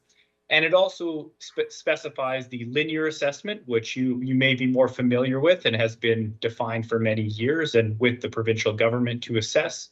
And also the major plants list, which is a separate appendix in the M&E Minister's guidelines and classifies some larger properties, which are typically regulated by one of the regulators I mentioned, but sometimes there's some other properties that are also added to that major plants list. And so what we do is we prepare, amend, and defend the provincial assessment role, and we ensure that every assessment we put out is as accurate as possible, is correct, and if there is a complaint, we of course follow the procedures and defend that assessment in front of the formerly Municipal Government Board, now Land and Property Rights Tribunal. And I note here that we have a diverse, multi-talented team. So we have a number of assessors on the team. Myself and Janet are both assessors by trade, but we also have a number of other professions as well. 16 assessors within our branch, but we have a number of engineers within the team as well, accountants, geospatial and data analysts. We have project managers, quality assurance, a number of people that come from different backgrounds to allow us to utilize the data and put out the most accurate assessments possible.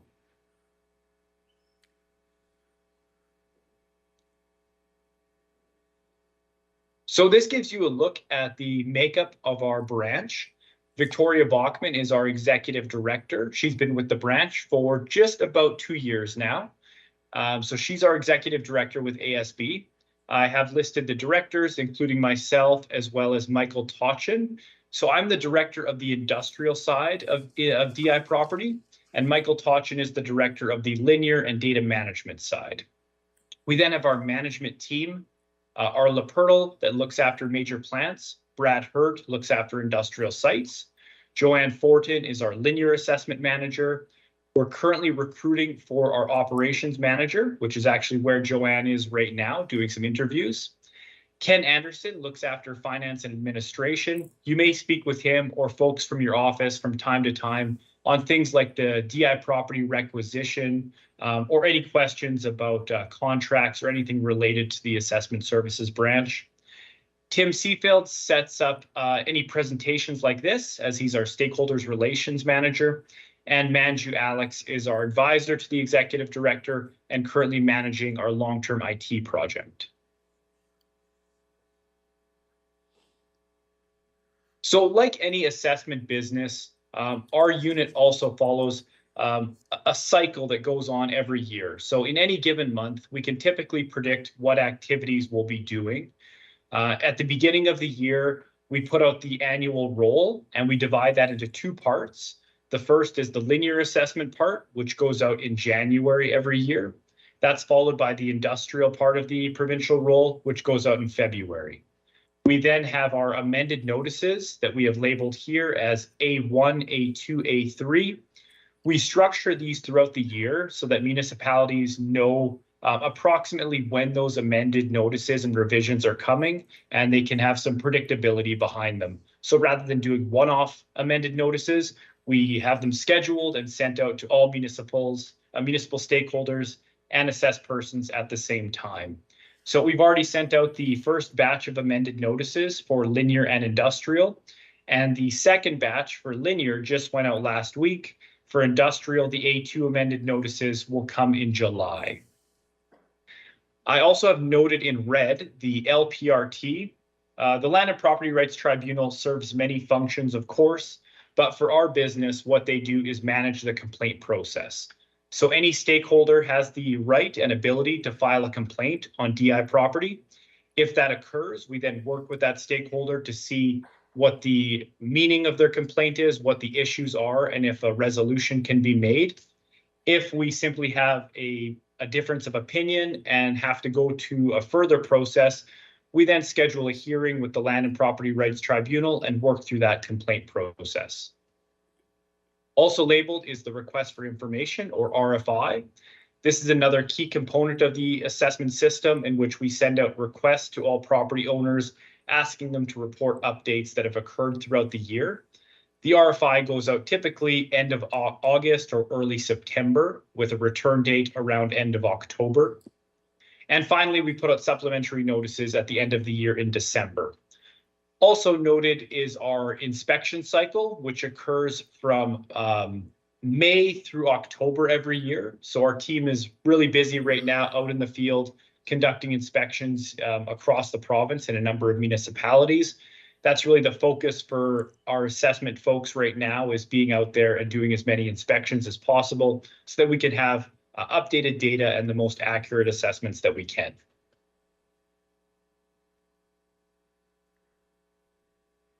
So one benefit to the Provincial Assessment Office and the formation of designated industrial property was the DI property requisition. So prior to centralization and Provincial Assessment Office, there was a linear assessment fee that was paid by municipalities to the provincial government. And there was also a fee for administering municipalities' own industrial assessment process. Those costs have now been shifted to the property owners or the companies through the DI property requisition tax.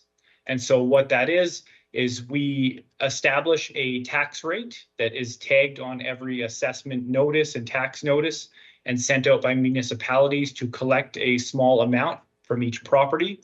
And then that's reconciled back to the provincial government that essentially pays for the cost of the assessment services. So again, it's paid for by the property owner rather than the municipality. So this gives you an idea of the timeline. In March of every year, there's a ministerial order that's produced and approved, which has the new requisition rate to cover the cost for DI property assessment. That's then sent out to all municipalities, and it's updated on the website as well, so everybody has it available around April. Then the following year in February, there's a reconciliation process where there's a process to make sure all collections were administered, all requisition taxes were put forward. If there's anything missing, we then work with municipalities to see what the cause was, or if there's any missing amounts that are unpaid at that time. So you've heard me mention DI property a number of times, and now I'll give you a bit of background on what we're speaking about with the two different types. First off, we have the linear property half of DI property.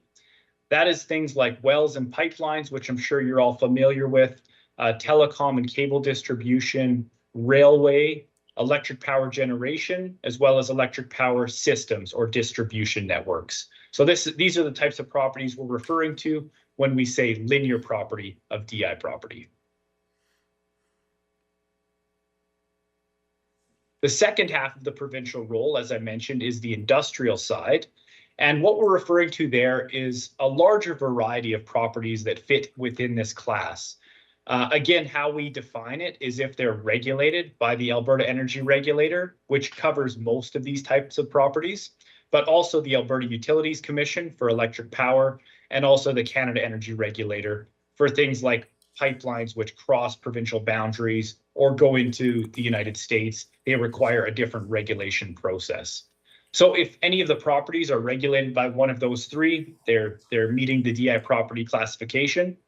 And when we say industrial, what we're referring to is things like well sites, specifically the equipment and buildings located at well sites, compressor stations or battery stations or satellite stations, terminals, gas plants, oil sands facilities, also things like petrochemical facilities, refineries or upgraders, pulp and paper mills. There's really a wide variety of properties, like I said, that fall under the industrial side of the provincial rule.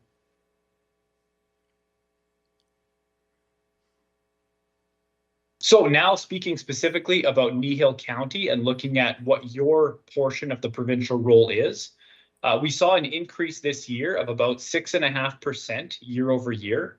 So you'll see last year, your total for all of DI property was about $1.17 billion within Kneehill County. And that's increased to $1.249 billion on the most recent year for the 23 tax year. Now you can see here we have that broken up into different property categories and classes. We have the industrial side in the top of this chart, and then the linear categories below. You can see that on the industrial side, there was about a 9.5% increase, most of that on the machinery and equipment side for new properties and new projects. So there was an increase of about $30 million for the industrial side of your DI property. Then on the linear side, you'll see that the new total is $899 million on the linear, and that's an increase of about $47.5 million. So the majority of that is made up within the well and pipeline categories, and also some increases to things like electric power as well. So you can see there was in red a little decrease on the electric power distribution side, but overall your linear assessment increased $47 million, about 5.5%. And again, the total DI property increase was 6.67% specifically, and that's a $78 million increase from last year's industrial property.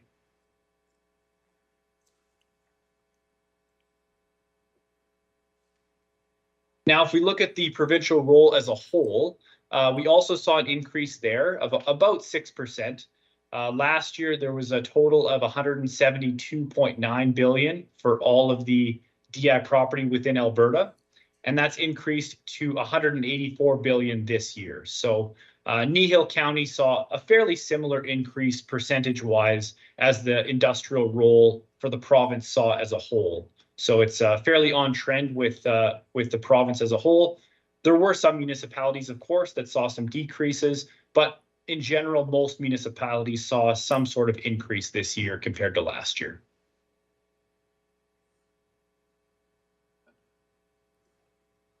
Now I'll go over some general updates or some key updates I wanted to flag with you all.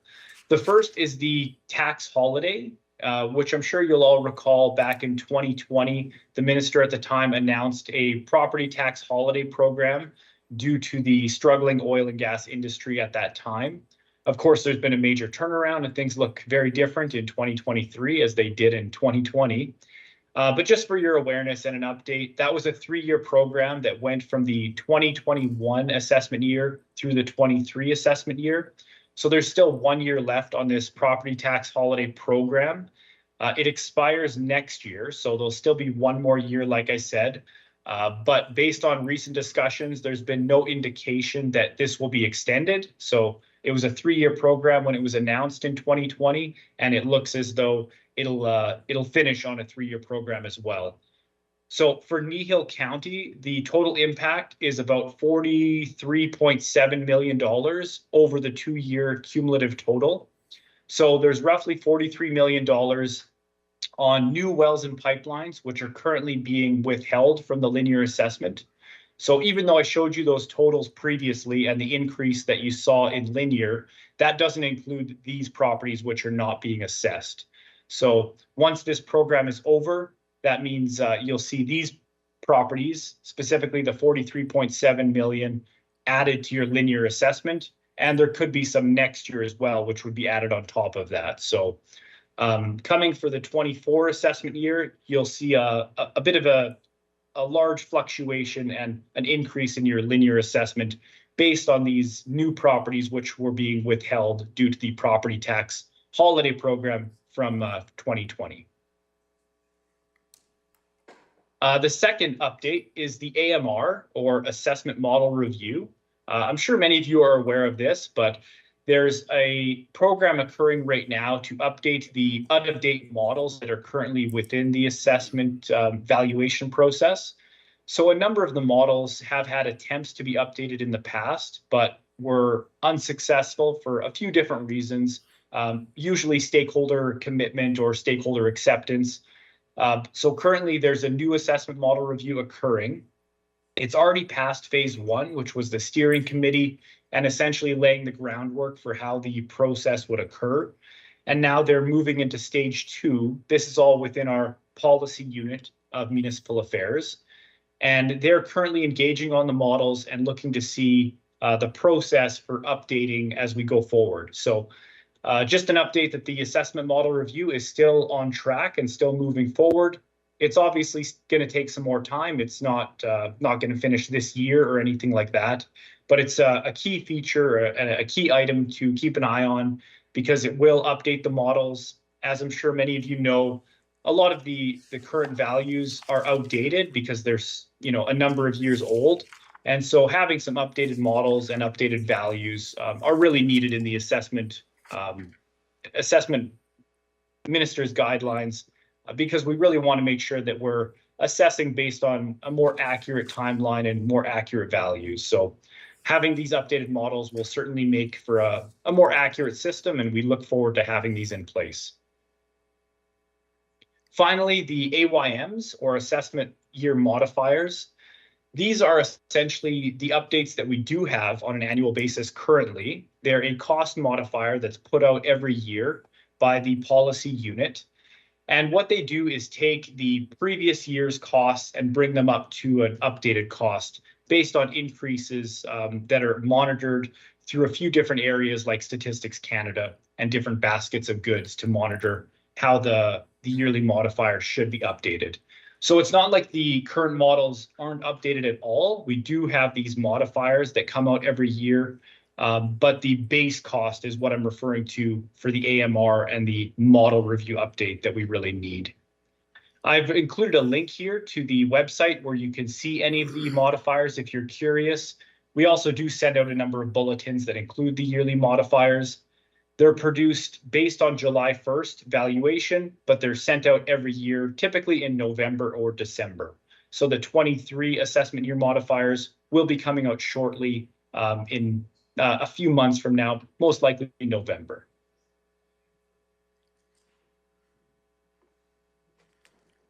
And finally, I just wanted to touch on expectations. Like I mentioned, our duty is to produce the assessment roll and defend and amend that roll as required. And I want you all to know that we take that role very seriously and make sure we are putting our best efforts forward to produce the most accurate assessments possible. So we like to try to ensure we have good communication with all of our municipal partners like yourselves. And we welcome you to reach out to us anytime for a meeting like this, or a regular phone call, or a one-off meeting if you have any questions. Sometimes there's new properties that are coming online or new permits that come out, and you might have some questions as to the impacts or what kind of expectations you should have in terms of assessment and taxation, and that might influence your decisions. So we encourage you to reach out anytime if you have questions or just want to discuss some property assessment matters with us. We're very available to your needs whenever you have some questions that come up. And we like to have a collaborative environment. So I did mention permits.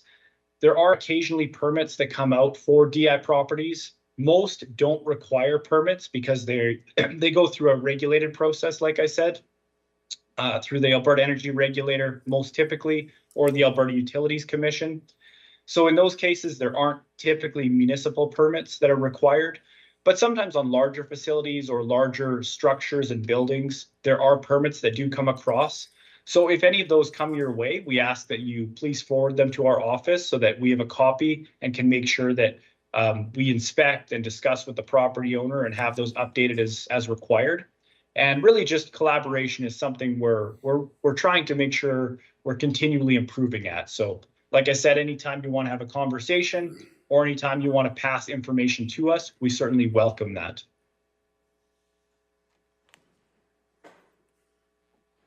And that brings me to the end of the slide deck, but Janet and I certainly have more time and are available for any questions that you may have.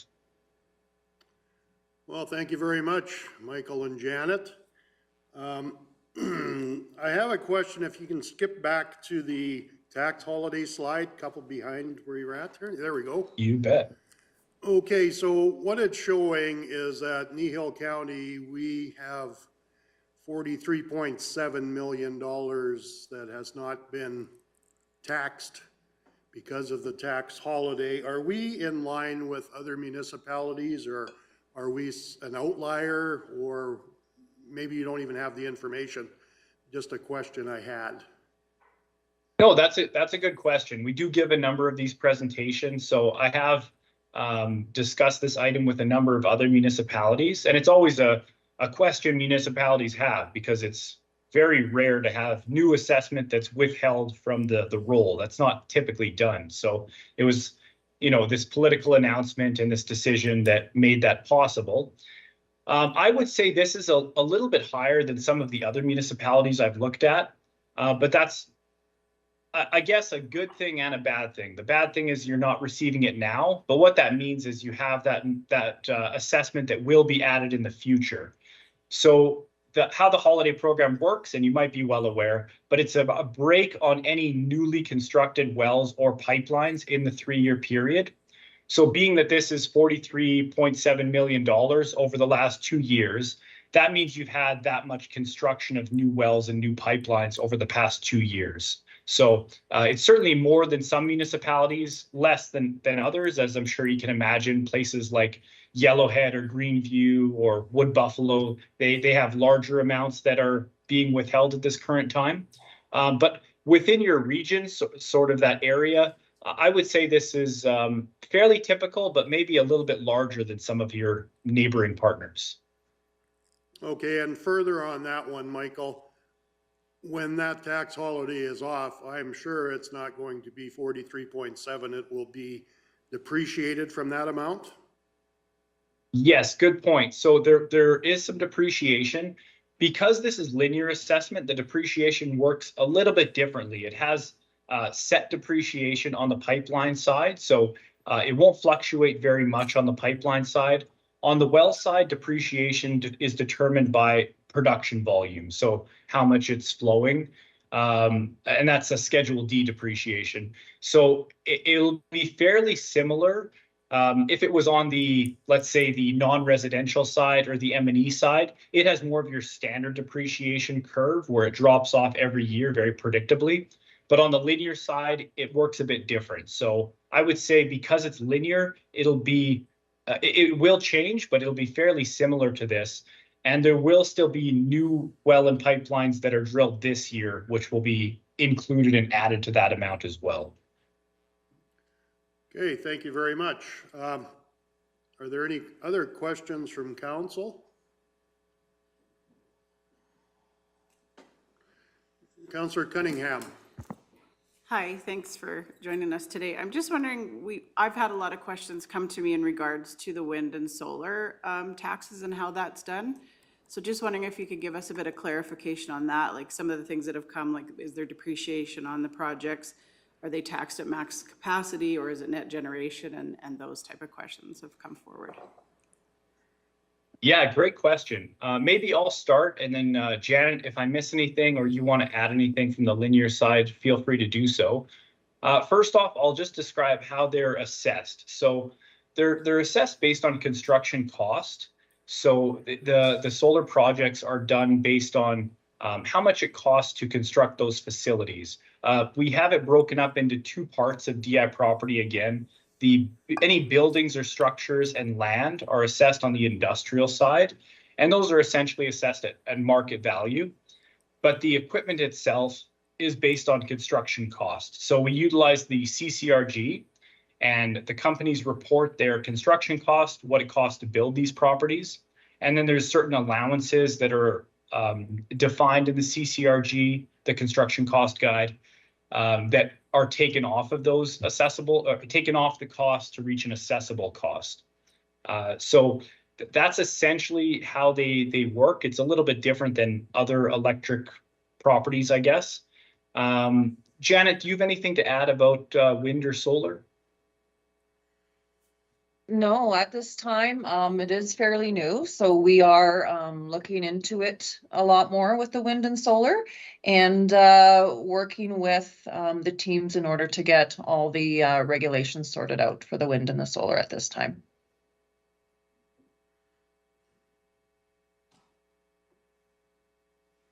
Were there any more questions out there? I guess I have one comment. Because of the timeline on wind and solar generation, they have a 25-year lifespan. I'm assuming that's the word. So at the 25-year, there's zero assessment left on those. Am I correct? No, Sorry, go ahead, Janet. there's a minimum amount of assessment that would be placed on them once they're at their end of life. So it would not be at zero. Okay, thank you for that.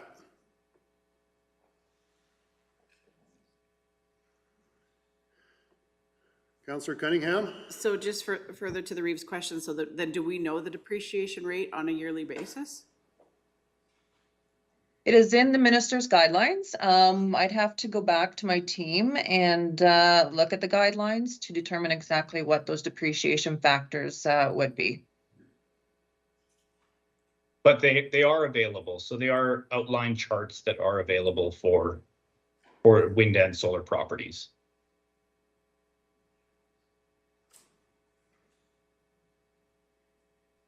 Okay. Does council have any other questions for our assessments branch? Does admin have any questions?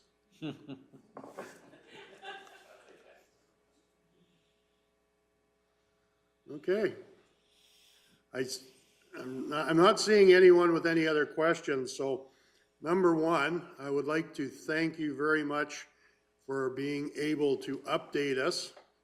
I know my years on council, I've never had the privilege of having the Assessment Services Branch present to us. So thank you very much for this information. It is, it's very much appreciated. And thank you for your time to present to us.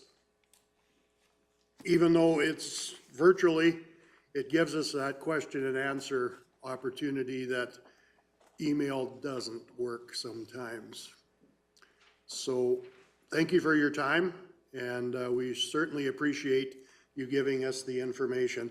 And I see that there is on the right-hand bottom of the screen a website that we can link into. Yeah, absolutely. Again, thanks for having us present with you today. Yeah, that link is directly to our website, which has the yearly modifiers, but also has all the minister's guidelines and a number of documents.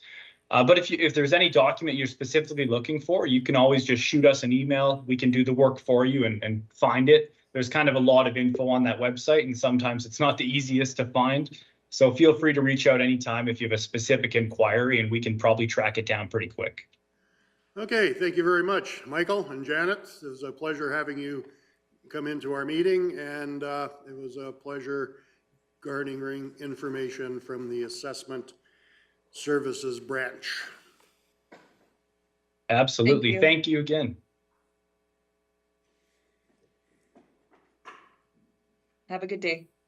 All right, Same to take you. care.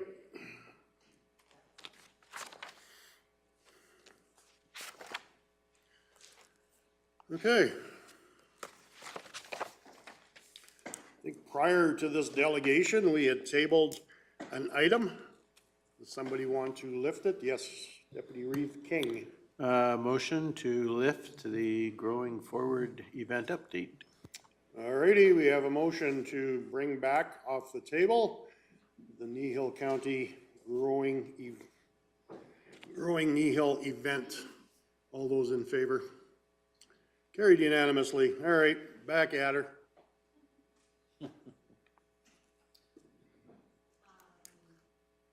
Sorry. So just to continue this, I just wanted to give a couple updates on items. So the event is taking place August 19th. Both the country market and the long table dinner. The market will run from 10 a.m. to 4 p.m. and the dinner will open at 5 p.m. As well, I just confirmed on what our sponsorship levels and numbers we're at. So our gold sponsorship level is set from 1,000 to 3,000 contribution, and they get 2 tickets. And platinum is over 3,000, and they get 4 tickets. And so far, we have 8 tickets who are going to confirmed sponsors.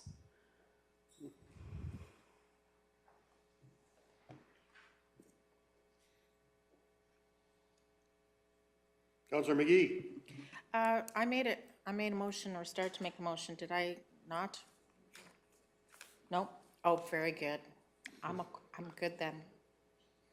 I just can't remember if I verbalized my thoughts or not. Thank you. Well, if you would have made a motion, I'm sure we would have voted on that prior to going into Right. tabling. Okay, so I'll ask the CEO if this needs to be a motion or not. I would like to suggest to council that instead of us waiting to discuss what to do with these 2 extra, with my comments about the MP and the MLA tickets, that we stick to the motion as it was written, and then I would then make a second, I don't know if it needs to be a motion or just a recommendation to administration. I would like to see that on an annual basis, we discuss complimentary tickets to a maximum of 2 tickets.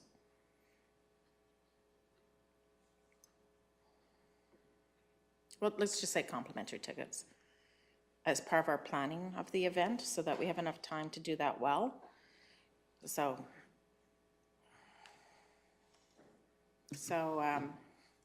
Mr. Hogan, I'm looking for some help with that. I want to amend your motion before you're done. Can we Oh, make it a sure. maximum of 2? So back to the maximum of 2? Okay. I originally said that, then I pulled it away. Thank you. Okay, to a maximum of 2.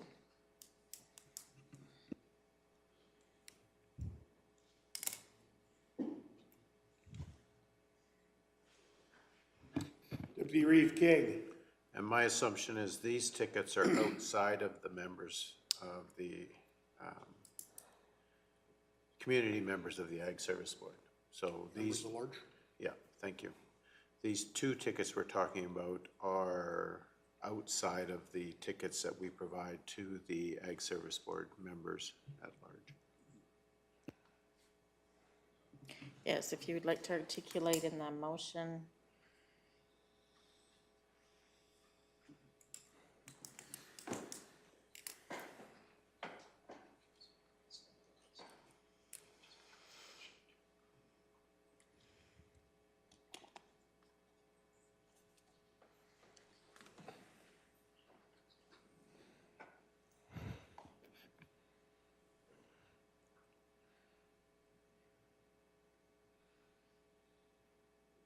Is that the way you would like to see the motion read, Councillor McGee?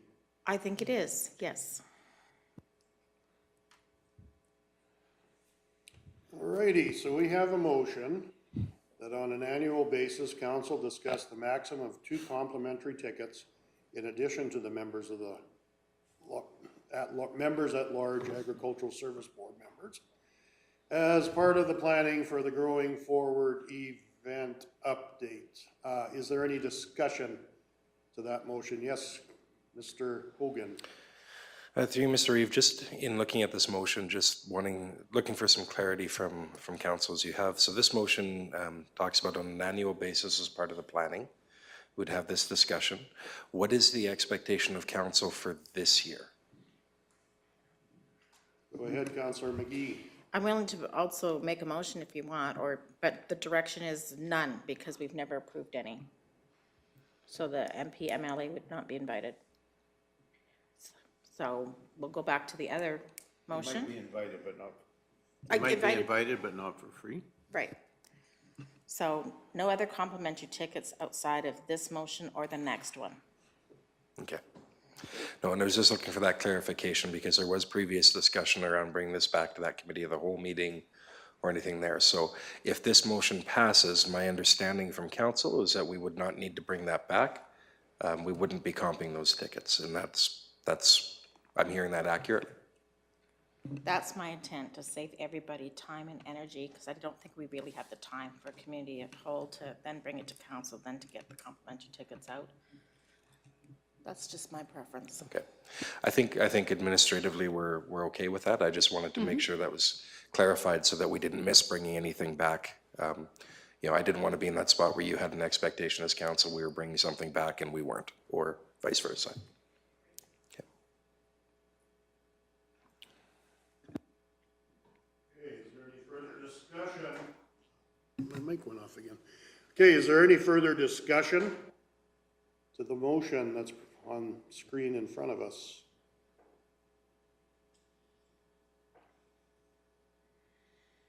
Okay, I'm not seeing any, so call the question. All those in favor? Opposed? And it is carried. All right, so our next. Oh, right, we have to finish this yet. Okay, so we have another motion. Yes, go ahead, Councillor, or Deputy Reeve King. So then I'll make the motion that to offer the ASB members at large each a complimentary ticket to the long table dinner in recognition for their service, and receive the rest of this report for information as now amended, because we're dropping the MLA MP. All righty. So we have a motion before us as presented on the screen. Is there any discussion to that motion? Councillor McGee. I just have a question now, because the other motion makes me think, do we need to make any phrasing about it being annually, that we reevaluate this annually, or that this is a long-standing motion for each year? Mr. Hogan? Through you, Mr. Reeve, I think what I'd recommend here is that we could even pare down the motion if council wants. And, you know, you've got the report in front of you, but the action item coming out of it is actually the complimentary tickets for the 3 members at large. So when we look at it, even the receive the Growing Kneehill event update for information as amended, if you wanted to, you could actually even just lose that from the motion. Because you have an action item coming out of the discussion. You have a go forward, you've given direction. So that's up to you. I don't think that we need to make any reference to any of the annual components because you have a standalone motion depicting that. Okay, so I'll amend my motion, and you can put a period after recognition of their service and remove the rest.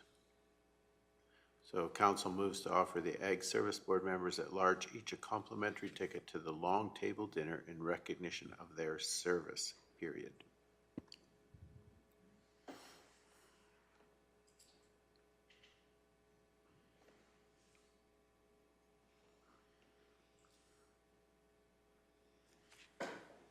Okay, we now have the motion on the screen in front of us. Is there any further discussion to the motion on that item? Okay, I'm not seeing any, so I will call the question. All those in favor? And that is carried unanimously. Okay, I think that brings us to the end of 5.2.1. Thank you, Ms. Sherlock. Thank you, council.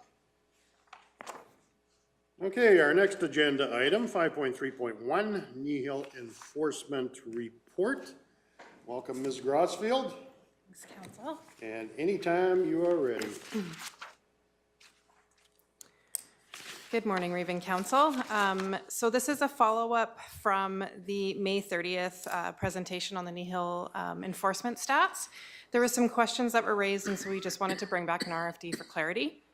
The stats that you see in front of you on the RFD were presented as part of that report, and so I'm not going to go through them. But I did, if you have any questions of those, just let me know. But I did kind of do some clarification following some of the questions. So contract services was the first one. We contract to Acme Carbon, Linden, Trochu, and Three Hills for enforcement services. We contract 3 hours a week to Three Hills for patrols and or bylaw enforcement. That actually might be 4. Anyway, I think it might be 4. Sorry. And then the rest are all just on a call-out basis. So they, Acme right now has requested 1 hour per week of patrols, and then we also do extra bylaw enforcement whenever they call us. And then they pay for that service on an hourly basis as per their agreements. So we have agreements with everybody, and they pay an hourly basis. And I've included some of the incomes in there. It's about $25,000 is what we bring back for those contracted services a year. Officer time in court. So our courthouse is in Drumheller, and when the officers write a ticket on the traffic tickets, they try to make it so that it's just that one court date, so that they don't have to go every month. They try to do it every couple months, so that but they need to show up in order. If somebody shows up and pleads not guilty to their ticket, we have to be there. Otherwise, their ticket is thrown out. So, yeah, so that's pretty much the only time that we're going to court. We haven't done so much for bylaw enforcement. So, I can't remember the last time we've been in court for bylaw enforcement, but that could happen down the road. Animal bylaw enforcement. So right now we have a contract. We contract out that service right now. We are not set up with a kennel with pickups in our trucks. Like there's regulations that have to be met in order to pick up animals, plus training of the officers. So we have not done that. We've contracted that service out. And we don't have it in our contracts that we provide animal services to those like the urban municipalities. But right now, if it is a huge public concern and an animal is biting and like a huge public concern, we will call them, they will come out, get the animal, and then we charge back that urban municipality. And we do believe that it's fairly effective right now, just because the training alone is a week training, and then you need all the tools and all the equipment to do that, and kennel services, which might require weekend work, so too, right? So that will just escalate the amount of work and definitely a level of service that we'd have to look at there. Road ban exemptions. Again, the Transportation Department reviews all road ban exemption applications and permits based on the intent of the policy for landlocked properties and mainly for agricultural users. And then there is a provincial permits are not applicable to our jurisdictional highways. However, we do use the provincial permitting service, Travis, that is facilitated through our contract company, Road Data, to manage all overload requests throughout the year for our own permits, or roadways. Speed signs. So in 2018, we received a grant from Alberta Transportation. So we got our one speed sign for free. We only have one. And I'd like to say that it's temperamental. It has been from the get-go. We are actually testing it right now, so it's going to be back out, hopefully, in service here shortly. The numbers work. The reports that it generates does not. That's a bit of the issue. And so to be able to come back to you with reports, obviously, is fairly important with that data. So without that data, we can slow down the traffic, saying you're flashing that at them. But until we actually have the reports, I don't know. It would be great if we had that. So, and that should be out here again this week. And then just a reiteration that we are educational focused. However, we do ticket speeders at the discretion and professionalism of our community peace officers. And last year we had a few speeders on our road going well over 30, so over the speed limits. So, are there any questions on any of those items or any of the stats? Councillor Christie. I'm going to go where nobody else is going. At the zone meeting for the SB board, there was an indication from northern municipalities that if they had a fox or coyote problem in hamlets, they were referring that to the peace officers. The ASP zone district said, "Are you kidding me?" So if Fish and Wildlife were phoned, they were referring that to the peace officers, and we said, "Why?" So is there any? I don't think there's any problem here, but that's my question. Is at this point we've had no problem there. So yeah, through the Reeves. So if we do have problems with any of those, including skunks, beavers, any of that stuff, we will work with Fish and Wildlife to go through those enforcement files, but we haven't thus far, knock on everything, fox complaints. no, that's what I said. I said, thankfully we're far enough south, we don't have that problem. Thank you. So I guess further, getting deeper into this conversation, is it just fox, coyotes, skunks, raccoons in hamlets? Or is it in the general area of Kneehill County, like out in the ag side? Yeah, just kind of on a past experience, we've had some beaver complaints. And so with those, we'll just contact wildlife and we'll work with them on those files. So okay. Unless it's something in our bylaw, but lots of it is not covered in our bylaw. Yeah. And we just refer to other agencies for those. So ultimately, a complaint comes into the county says, here's the number, get a hold of wildlife. I would like to say that we actually kind of contact them ourselves. We don't like passing them off onto a bunch of different people. We'll internally contact our ag and parks staff and try to do all the internal legwork instead of just passing that off. So we try to solve it a little bit for them. Okay, great. I know who to call now. Okay, are there any other questions for Ms. Grosfield? Yes, Councillor Cunningham. I appreciate the update on the speed sign. I have one resident that's kind of been looking for it, so I think I asked about a month ago, so it's good to know that it should be in service very soon. And I guess if it comes to the point of do we keep trying to fix it or do we just buy a new one, I guess could be the conversation eventually. It's really unfortunate because those speed signs are in every vehicle I've ever owned.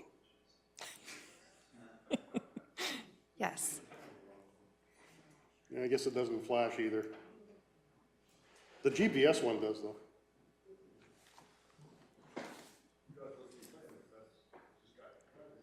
No, it's set before you go.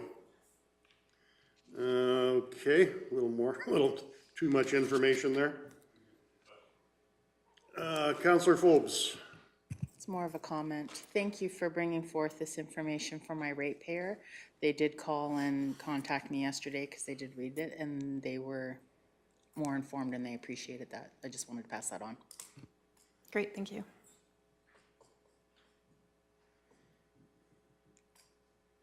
Any other questions? If not, I do believe we have a motion. Councillor Forbes.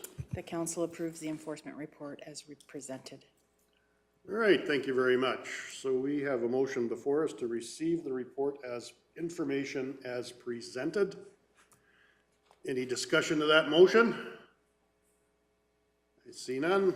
All those in favor? And that's carried unanimously. Okay, thank you very much. I do have a question for staff. We have a delegation coming up at 11:30. Is that one in person or is it virtual? Any idea? It's in person? Yeah, okay, good to know. Okay, yeah, we can do that one. Our next agenda item is 6.1, the 2020 audited financial statements. And are we bringing, we have Kinza here. Welcome, Ms. Barney. And anytime you're ready.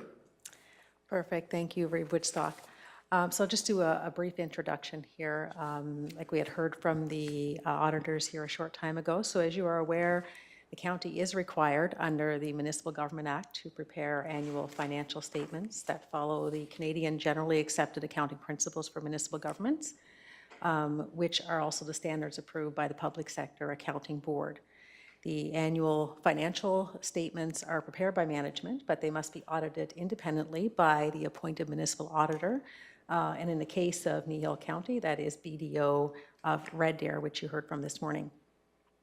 In addition to auditing the financial statements, the independent auditor is required to provide the auditor's report to council. And again, as I alluded to, that was what was presented to council this morning in detail. The overall financial position of the county, as presented in the statements for the end of December 2022, is positive and does reflect both council's and administration's ongoing efforts and focus on ensuring prudent financial management for Kneehill County and its residents. So in light of the information that was presented today by BDO Canada, administration would recommend that council accept the 2022 audited financial statements as presented. Once approved by council, the financial statements will be made available publicly as well on the Kneehill County website. If you have any questions, I'd be happy to take those. Does council have any questions for Ms. Barney?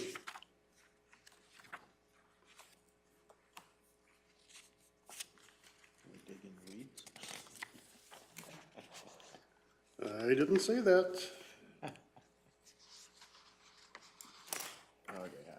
All right, go ahead, Deputy Reeve King. Sorry, I'm not gonna let you slide completely free, but I'm also not gonna give you a bad time. So I just wanted to note that for what we budgeted and what we actually expended in wages, there's a little over $1.1 million between what we budgeted and spent. So we actually spent 1.1 plus million less on wages. And oftentimes I hear that we're not tightening the belt and we're being inefficient and we're a lot of things. But I want to note that and say I appreciate the fact that that's happening and that there's attention to that detail. And I know it's a lot of factors that are involved in there, vacancies and on-field positions and a lot of things, but still it's important to note that there is attention being paid there. At the same time, I also noted on the revenue side that there's two categories where we made significant improvements. Those being, of course, one that probably we'll never realize, which is penalties and costs on taxes. And the other is the investment income. And so again, I think we need to say and acknowledge the efforts of our financial people on that investment income side of things, and to say thank you for that. And again, that shows diligence on the part of our staff to be ensuring that our investments are earning appropriate returns. And so I want to note that and say I thank you to staff for that. And then on the expenditure side, again, in terms of tightening the belt and making sure that things are being looked after, there's two departments that made significant contributions toward that. And of course, that's economic and agriculture development. And of course, we know partly why that's there. But I also note on the parks, recreation, and culture side of things, there was a significant reduction in what was expended there. And so I guess my whole point is to say that in spite of what we hear sometimes out there in the public, it is obvious from our financial statements that our staff and the people working here are making every effort to either improve our revenues or to decrease our costs. And so sitting here at this point as a counselor, I want you to know I appreciate that, and it's noted and acknowledged. So thank you, and pass that along to the appropriate people in the appropriate places. So just a thank you from me. Thanks.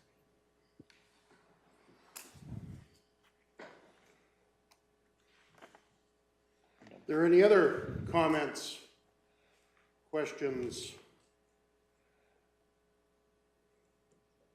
Go ahead, Mr. Hogan. Through you, Mr. Reeve, thank you for that, Deputy Reeve King, and we'll make sure that those thank yous get to the appropriate areas. A couple of notes that I would build on that is a number of the things that we've seen in here. These statements are as of December 31st. A number of places where those discrepancies occurred, where those, say, gaps between budget and that. Council recall we did tighten some of those areas in the 2023 budget. So we would look at some of those were taken into account already. What, to your point as well around looking to make sure that we're maximizing the revenue. One thing I do want to point out, which may be a bit of a, people look at and go, what, is the cash and cash equivalents under Note 1. And seeing that increase in there was very large. One of the things that to point out there is there's a difference in how the auditors look at what's liquid cash and the way we do, and they do work together, but it does create an oddity when you look at this. So if you look further at the statements under the notes section, you'll see they consider anything that we could redeem on 3 months' notice or within 3 months' notice as being liquid cash. So if we have a 12-month GIC, that's not liquid cash. However, we have a large amount of our investments in a couple of different accounts, like a high-interest savings account through Alberta municipalities. We treat that internally like it's an investment, and we report it internally to you like that. But because we can redeem that on, I believe, we can pull money out of that account, I believe, on 48 hours notice. The auditors look at it as liquid cash. So when we're talking about maximizing our investment revenue, that 26 million is not, the large portion of that is not just sitting in a normal account, not really earning interest. It's sitting in a couple of high interest earning accounts where we're getting north of 5% interest on those, some of our better investments. But because we can redeem it so quickly, the auditors look at it as liquid cash. So anyone looking at that might just wanted to reaffirm that the majority of that money is reinvested in earning additional revenue, which is the process we're trying to maximize.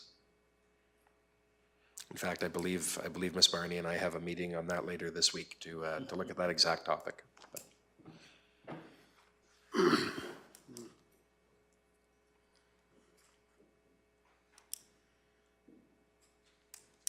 Okay, any other questions? Councillor Phobes. Because sometimes wording drives me a little bit nuts. So the word other, what do you mean by other for the revenue on the screen there? Because there's what you budgeted and what you brought in are two different numbers.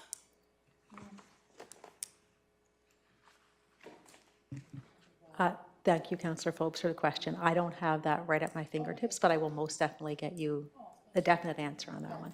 Thank you.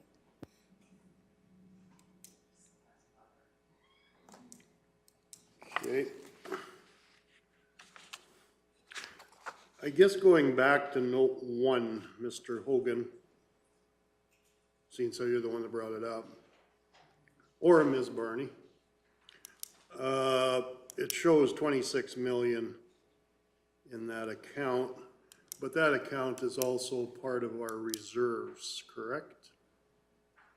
So as much as it says cash, it's also dedicated.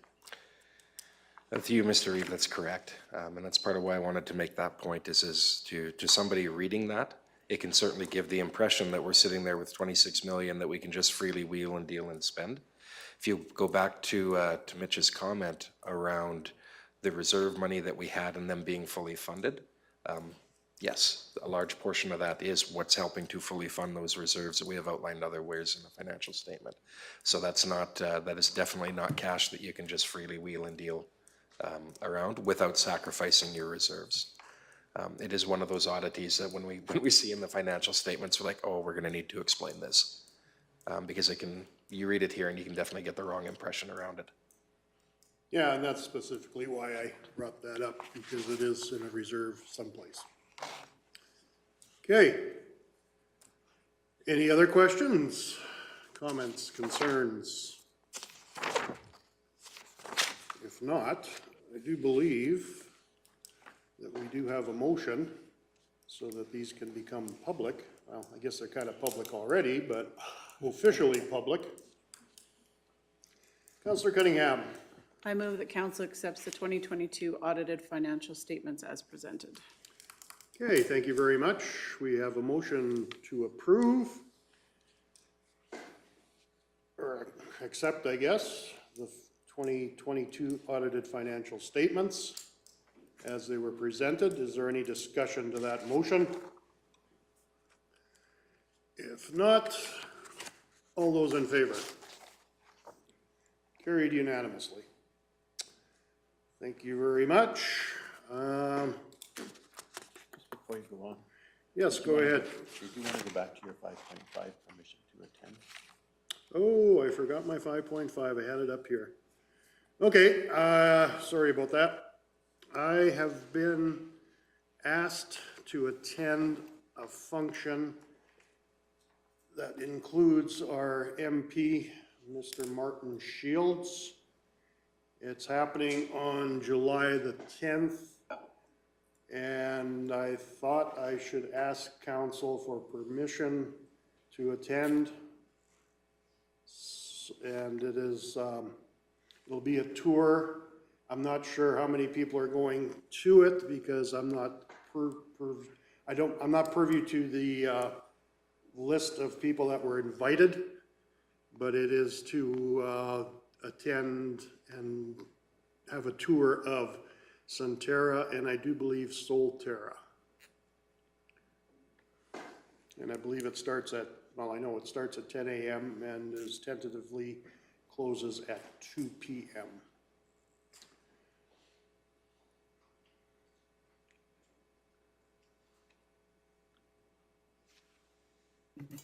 Deputy Reeve King. So you were requested to attend this by Martin? Email. By Martin Shields? Yes. Well, it was through his office. Okay, through Mr. Shields' office? Yes. Okay. So. It was an invitation. Yep. So, then I would make the motion that we approve your attendance at the invitation of MP Shields on July 10th.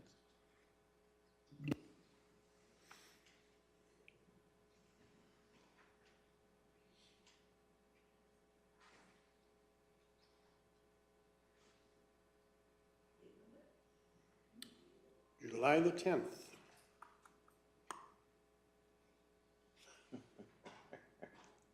We're all watching. Get to go 3 days. No pressure. Okay, so that is like the way you would like to see the motion read, Deputy Reeve King. I'm okay with that, yes. Okay, is there any discussion to the motion? Go ahead, Councillor Foltz. Could we include where you're going in this motion? For anyone looking at that?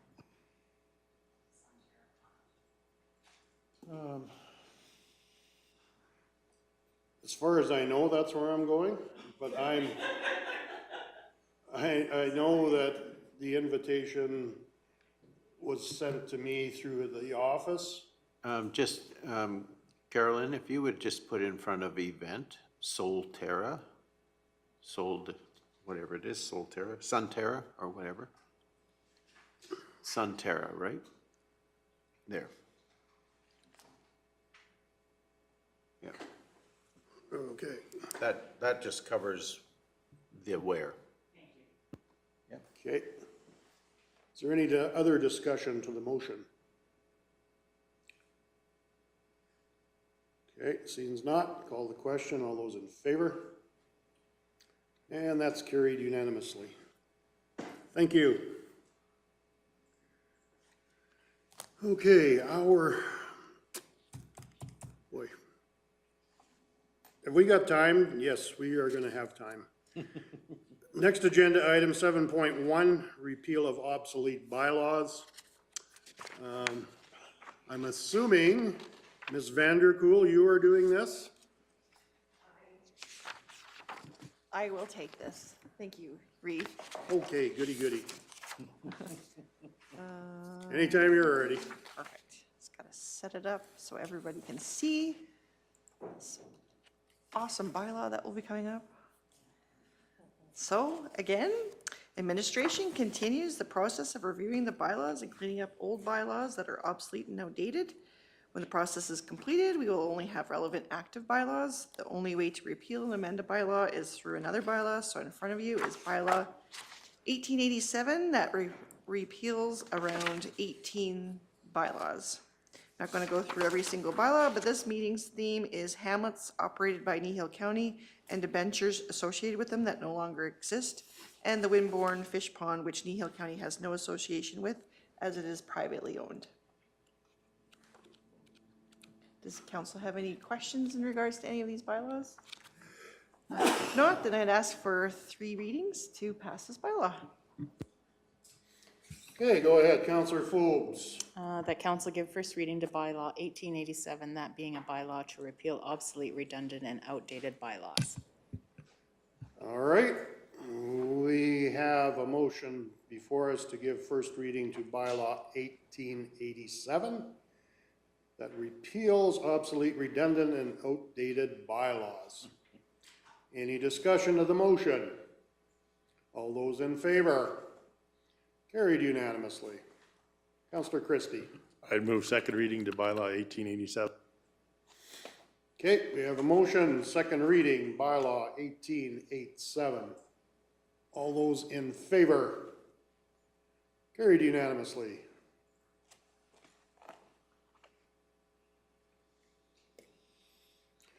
Deputy Reeve King. So I'll make the motion that council provide unanimous consent for third and final reading to bylaw 1887. Oops, sorry, I better do that on the mic. Council provide unanimous consent for third and final reading to bylaw 1887. All righty, we have a motion to provide consent for third reading. All those in favor? That is carried unanimously. May the records reflect that it was carried unanimously. Councillor Cunningham. I move that council provide third reading to bylaw 1887. Okay, we have a motion to provide third reading to bylaw 1887. All those in favor? Oop, Yeah. okay. Sorry, our recorder needs to relook at how that got typed up, please.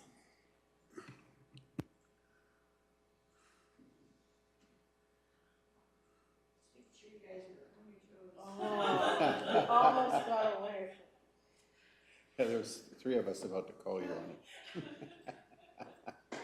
Just testing the new system.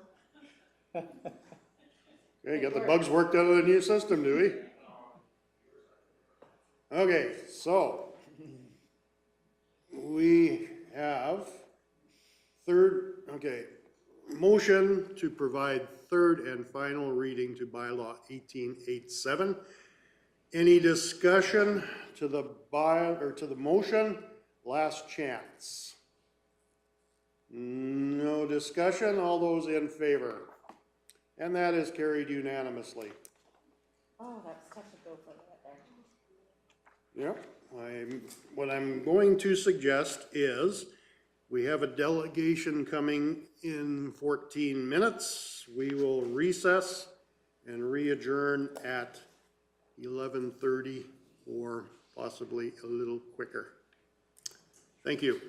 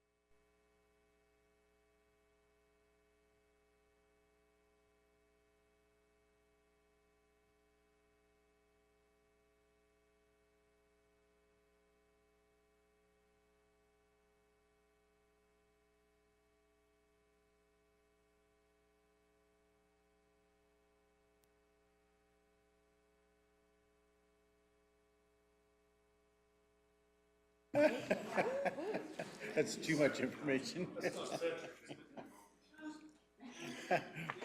Ms. Vanderkool, we are up and running. Alrighty, I will bring the meeting back to order. Welcome, Staff Sergeant Wright, I assume? Yes. We've never had the pleasure of meeting. No, not till today. Not till today, so therefore, I was just making sure that you were Staff Sergeant Wright. Yes, I am Staff Sergeant And I Warden don't Wright. need to see a license.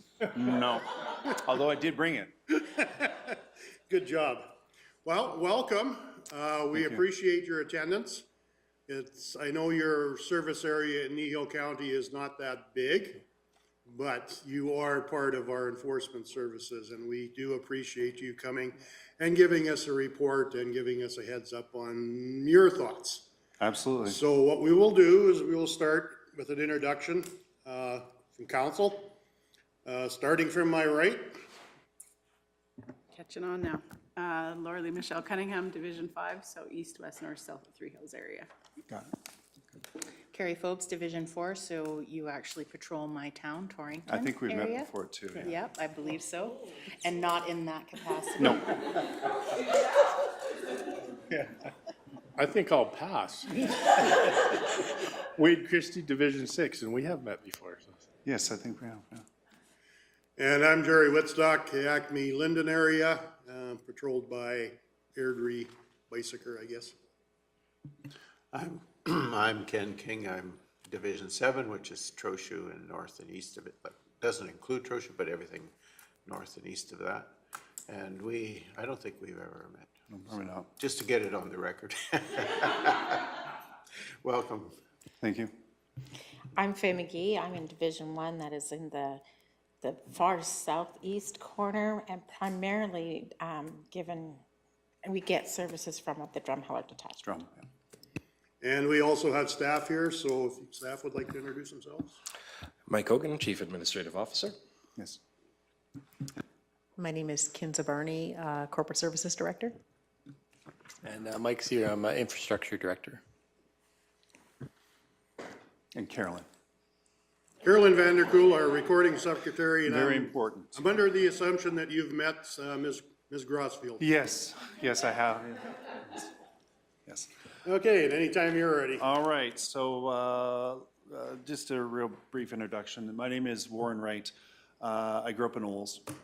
So I started off in Saskatchewan. I have 9 postings under my belt, and I have over 30 years with the RCMP. Why am I still here? Well, I just really love my job. Well, thank you. And I love the community. And so I've spent a fair amount of time in Three Hills, Trochu area in the earlier part of my life. And we've since moved back 2 years ago from High Prairie, where I was previously posted.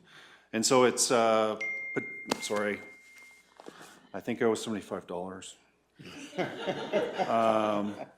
We'll leave that up to the information officer. Yeah, for sure. It's on mute now. Yeah, so it's a thrill to come home. It was just really serendipity that Olds was open when it was time for me to leave the north. So I'm grateful to be back. I do love detachment and general duty policing, and it has comprised most of my career. So in Olds, we have 16 members, hypothetically, on paper. We have a very low vacancy rate, though. We only have 2 hard vacancies at the moment. I have a sergeant, ops NCO, which is kind of like my deputy police chief. I have 2 corporal supervisors, and I have, math serves me correctly, 12 constables. 12 constables. So we do, again, police that little sliver to the east part of our area, which is the very west part of your area, which includes Wimborne and Torrington. That being said, over the past year, I have submitted quarterly reports through Deborah to council with respect to some of the things that we've been doing to address your annual policing priorities. They don't typically change from year to year, but we try to kind of do different things to address them in terms of our crime reduction, for example, where we try to keep tabs on, and we have been fairly successful, on prolific offenders, mostly property crime. Doing those curfew checks, making sure that we have those regular contacts with them. Most recently, we instituted a warrant roundups where we set aside a day and a bunch of staff, and we go out and we try to catch up to those that are still outstanding on their warrants and put them back through the process. As well as we do a fair amount of workshops and seminars with the public that are open. Certainly to your ratepayers. Anything that we put on is open to Kneehill County. Anybody who wants to attend Olds or Bowden or wherever we have them, they're more than welcome. And we've not only done that with fraud prevention, we recently did a crime prevention through environmental design workshop in Bowden. I realize that's a little far for you, but we also do workshops on domestic violence and mental health. So we'd like them better attended than they are. We're certainly trying to figure out how best to advertise those and get people to show up. I'm not adverse to bringing food if necessary, but certainly those are the things that we're trying to do in the community, as well as ourselves show up to various events that take place in person. And in terms of traffic, we are still working on that. We have various initiatives. I'd like to see more, certainly working with your peace officers. We tried a little bit of collaborative activity last fiscal year, and I'd like to just capitalize on it and do a little bit more with them in terms of joint patrols, setting up in Torrington, for example, and seeing who's coming through and what they're doing, and just making those community engagement and traffic stops and things like that. So, aside from that, I didn't want to, unless you really want me to, summarize or regurgitate the reports. They're pretty extensive, but I'm certainly open to any questions or anything that you would like to talk about. Yeah, I think we're fine with the reports. I'm speaking for myself, but if there are any questions from council for Staff Sergeant Wright. And I'll open that. Okay, and go ahead, Deputy Reeve King. I just have a comment, and I just want to say that from my point of view, sitting here at council, I do appreciate the fact that you took the time to come, and I appreciate having a face to the name, and that's important from my point of view. And I just want to acknowledge that the work that you folks are doing is greatly appreciated. Even though you're just touching a sliver of what we are, it's important and it's appreciated. So thank you for what you do. Thank you. Councillor Christie. I appreciate the work with our peace officers and the communication, so thank you very much for that.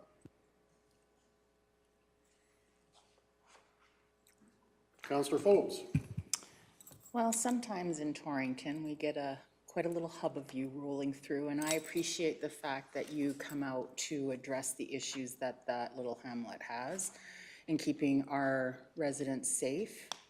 It doesn't go unnoticed by everyone who's in town, and I usually do hear about that you've been in town. So thank you for thinking about us and making us a priority in your world, because not always does that happen in all, not in the enforcement part, but because it is such a small hamlet.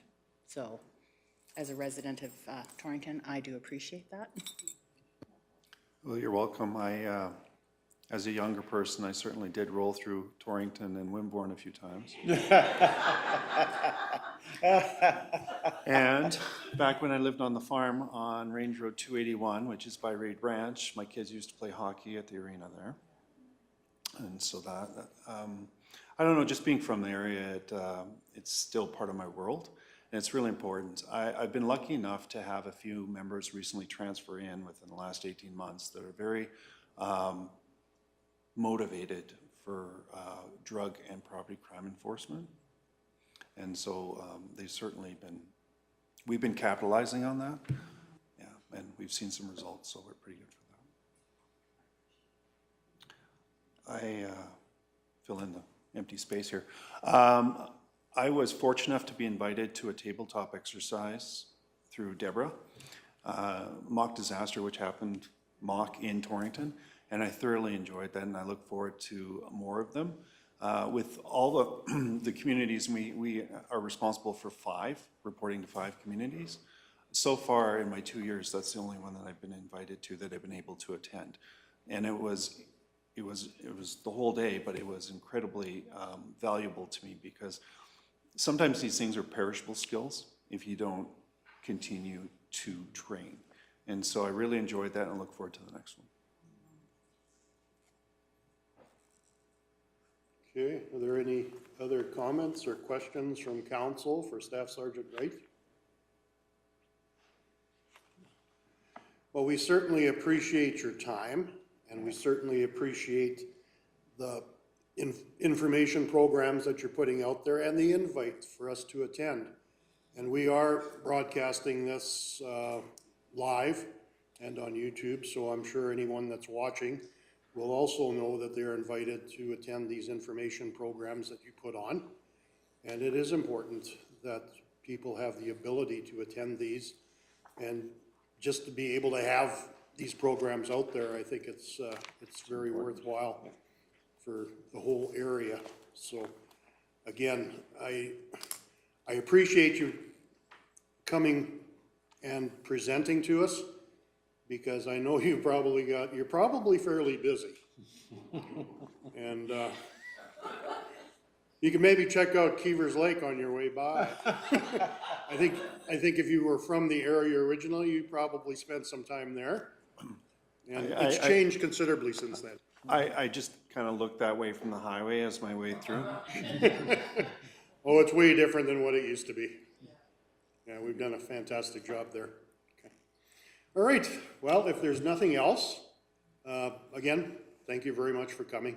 And work with Deborah, and I'm sure maybe we can get some incorporation of our peace officers to work with you, and I'm sure they would be looking forward to it, and like you've stated, that you're looking forward to it, so I'm pretty sure that it can happen. Yeah. Okay.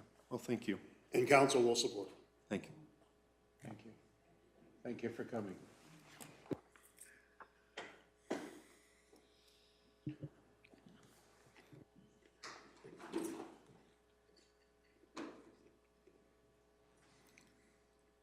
Safe trip home.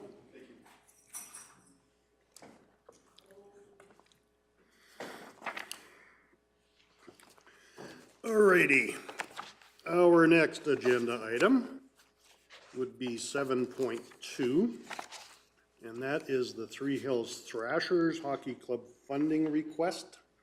Mr. Hogan, you're taking this? I am. Anytime you're ready. Yeah, thank you, Mr. Reeve. The item that's before you is a sponsorship request from the Three Hills Thrashers Junior Hockey Club. The request letter has been attached in your package to go through.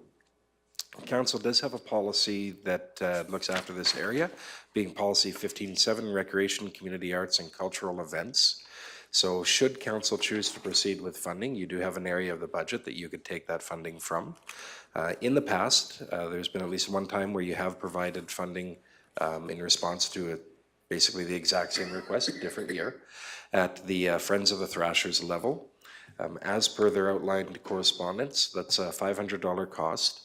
What you get for that is it says company name, but it'd be the county's name in game day programs, and randomly announced during home games throughout the year as a sponsor. The policy 15.7 does allow the CAO for requests 250 and under to automatically approve or deny them, and to inform council of that. Given that this is over that amount, as for policy, this comes back to you for a council decision. And so that's the matter that's in front of you today, is whether or not you wish to provide any sponsorship as per this request. Any questions from council for Mr. Hogan?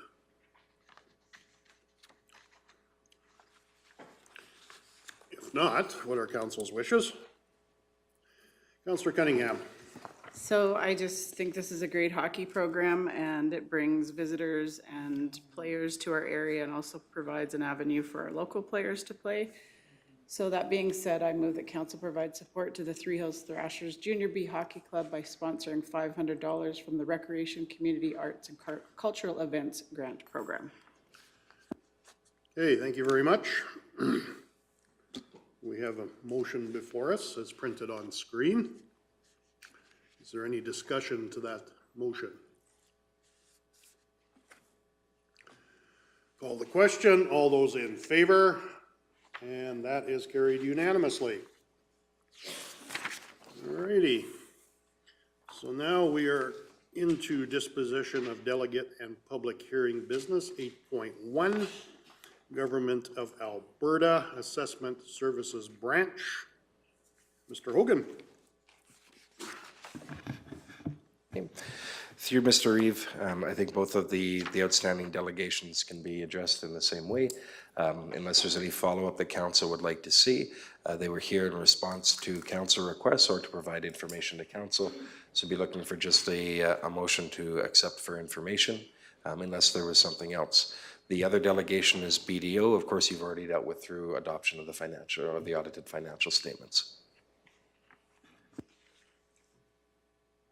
Well, I found it very informative that the Assessment Services Branch attend. I personally can't remember that branch ever presenting before council, so was it a request that was made by us? Yes, it was? Yeah, there was some information that that council had requested. We felt that that would be the group to address that and to bring forward, and this is when it worked out for them to come.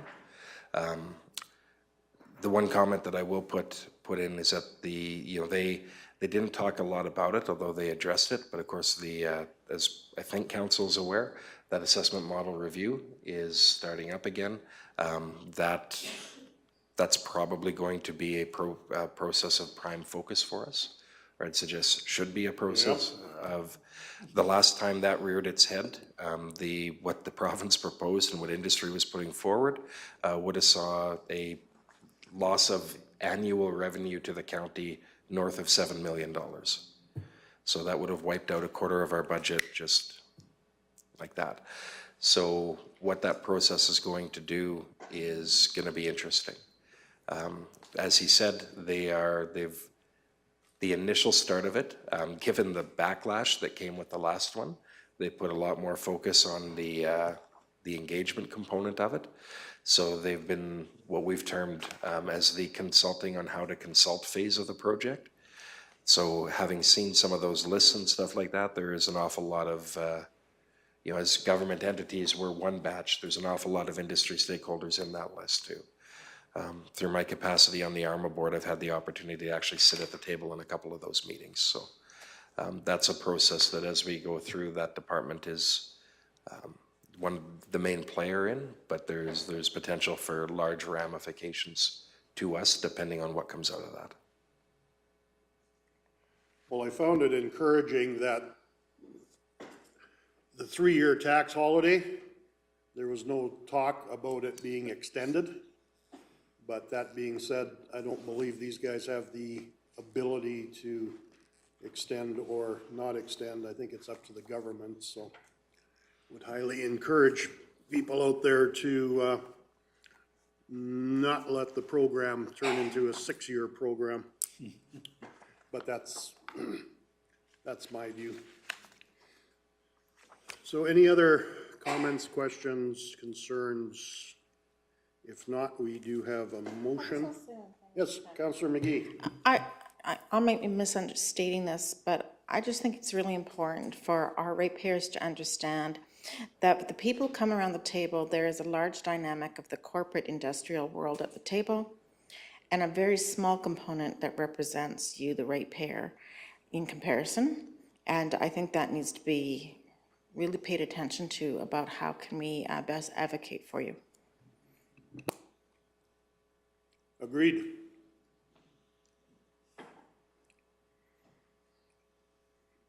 Sorry to interrupt you.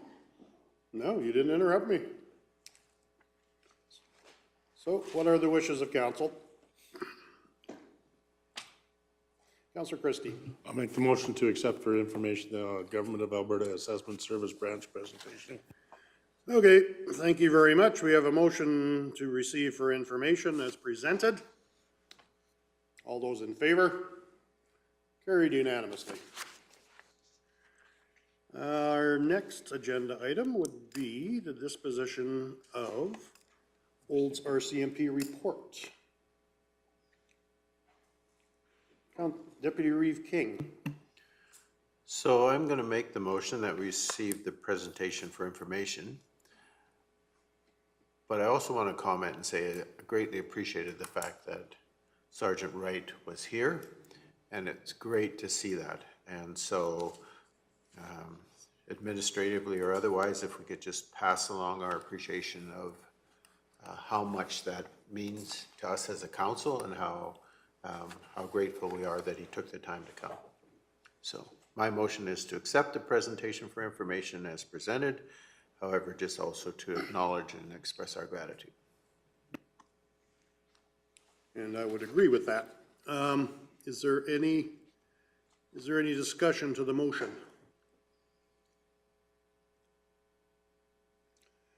I see none. We'll call the question. All those in favor? And that is carried unanimously. Okay, our next agenda item is council and committee reports. Been pre-circulated. Any questions? Concerns? There are no committee reports. Oh, right. I'm looking at the other one. All right, there's no committee reports. Council follow-up action list. Those are the ones that have been pre-circulated. Yes, Councillor McGee. I just wanted to, again, thank administration and staff for the great work they put into the ratepayer evening in Windborne, in Swalwell, and I look forward to see what happens in Windborne. I think the process we're using here has been very helpful, and I recognized several different divisions of ratepayers, and I think that's really an encouraging statement of this is growing to be more and more successful each time we do it.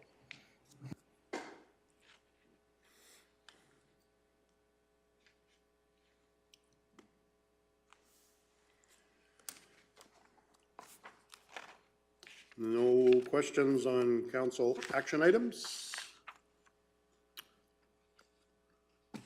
If not, we could use a motion.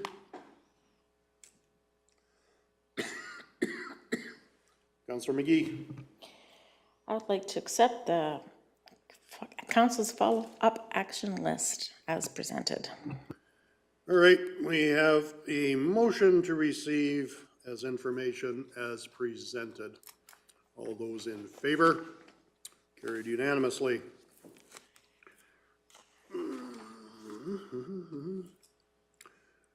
Okay, that brings us, I do believe, to the end of our open agenda. Does anybody require a recess before we move into closed session?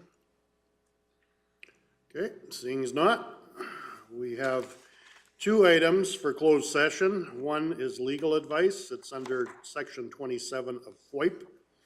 And the second one is third-party business, and it is under section 16 of the FOIP regulations. Would someone like to move us into closed session? Councillor Christie. So moved. Okay, we have a motion to move into closed session. All those in favor? And that's carried unanimously, and we shall wait to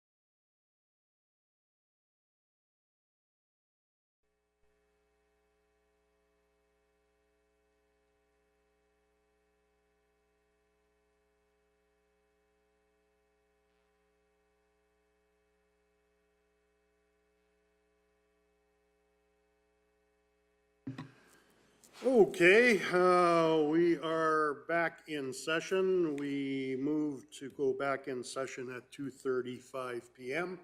It is now 2:36. The gallery has been opened up for people to reattend, and that we have a motion coming out of closed session. Someone want to make that motion?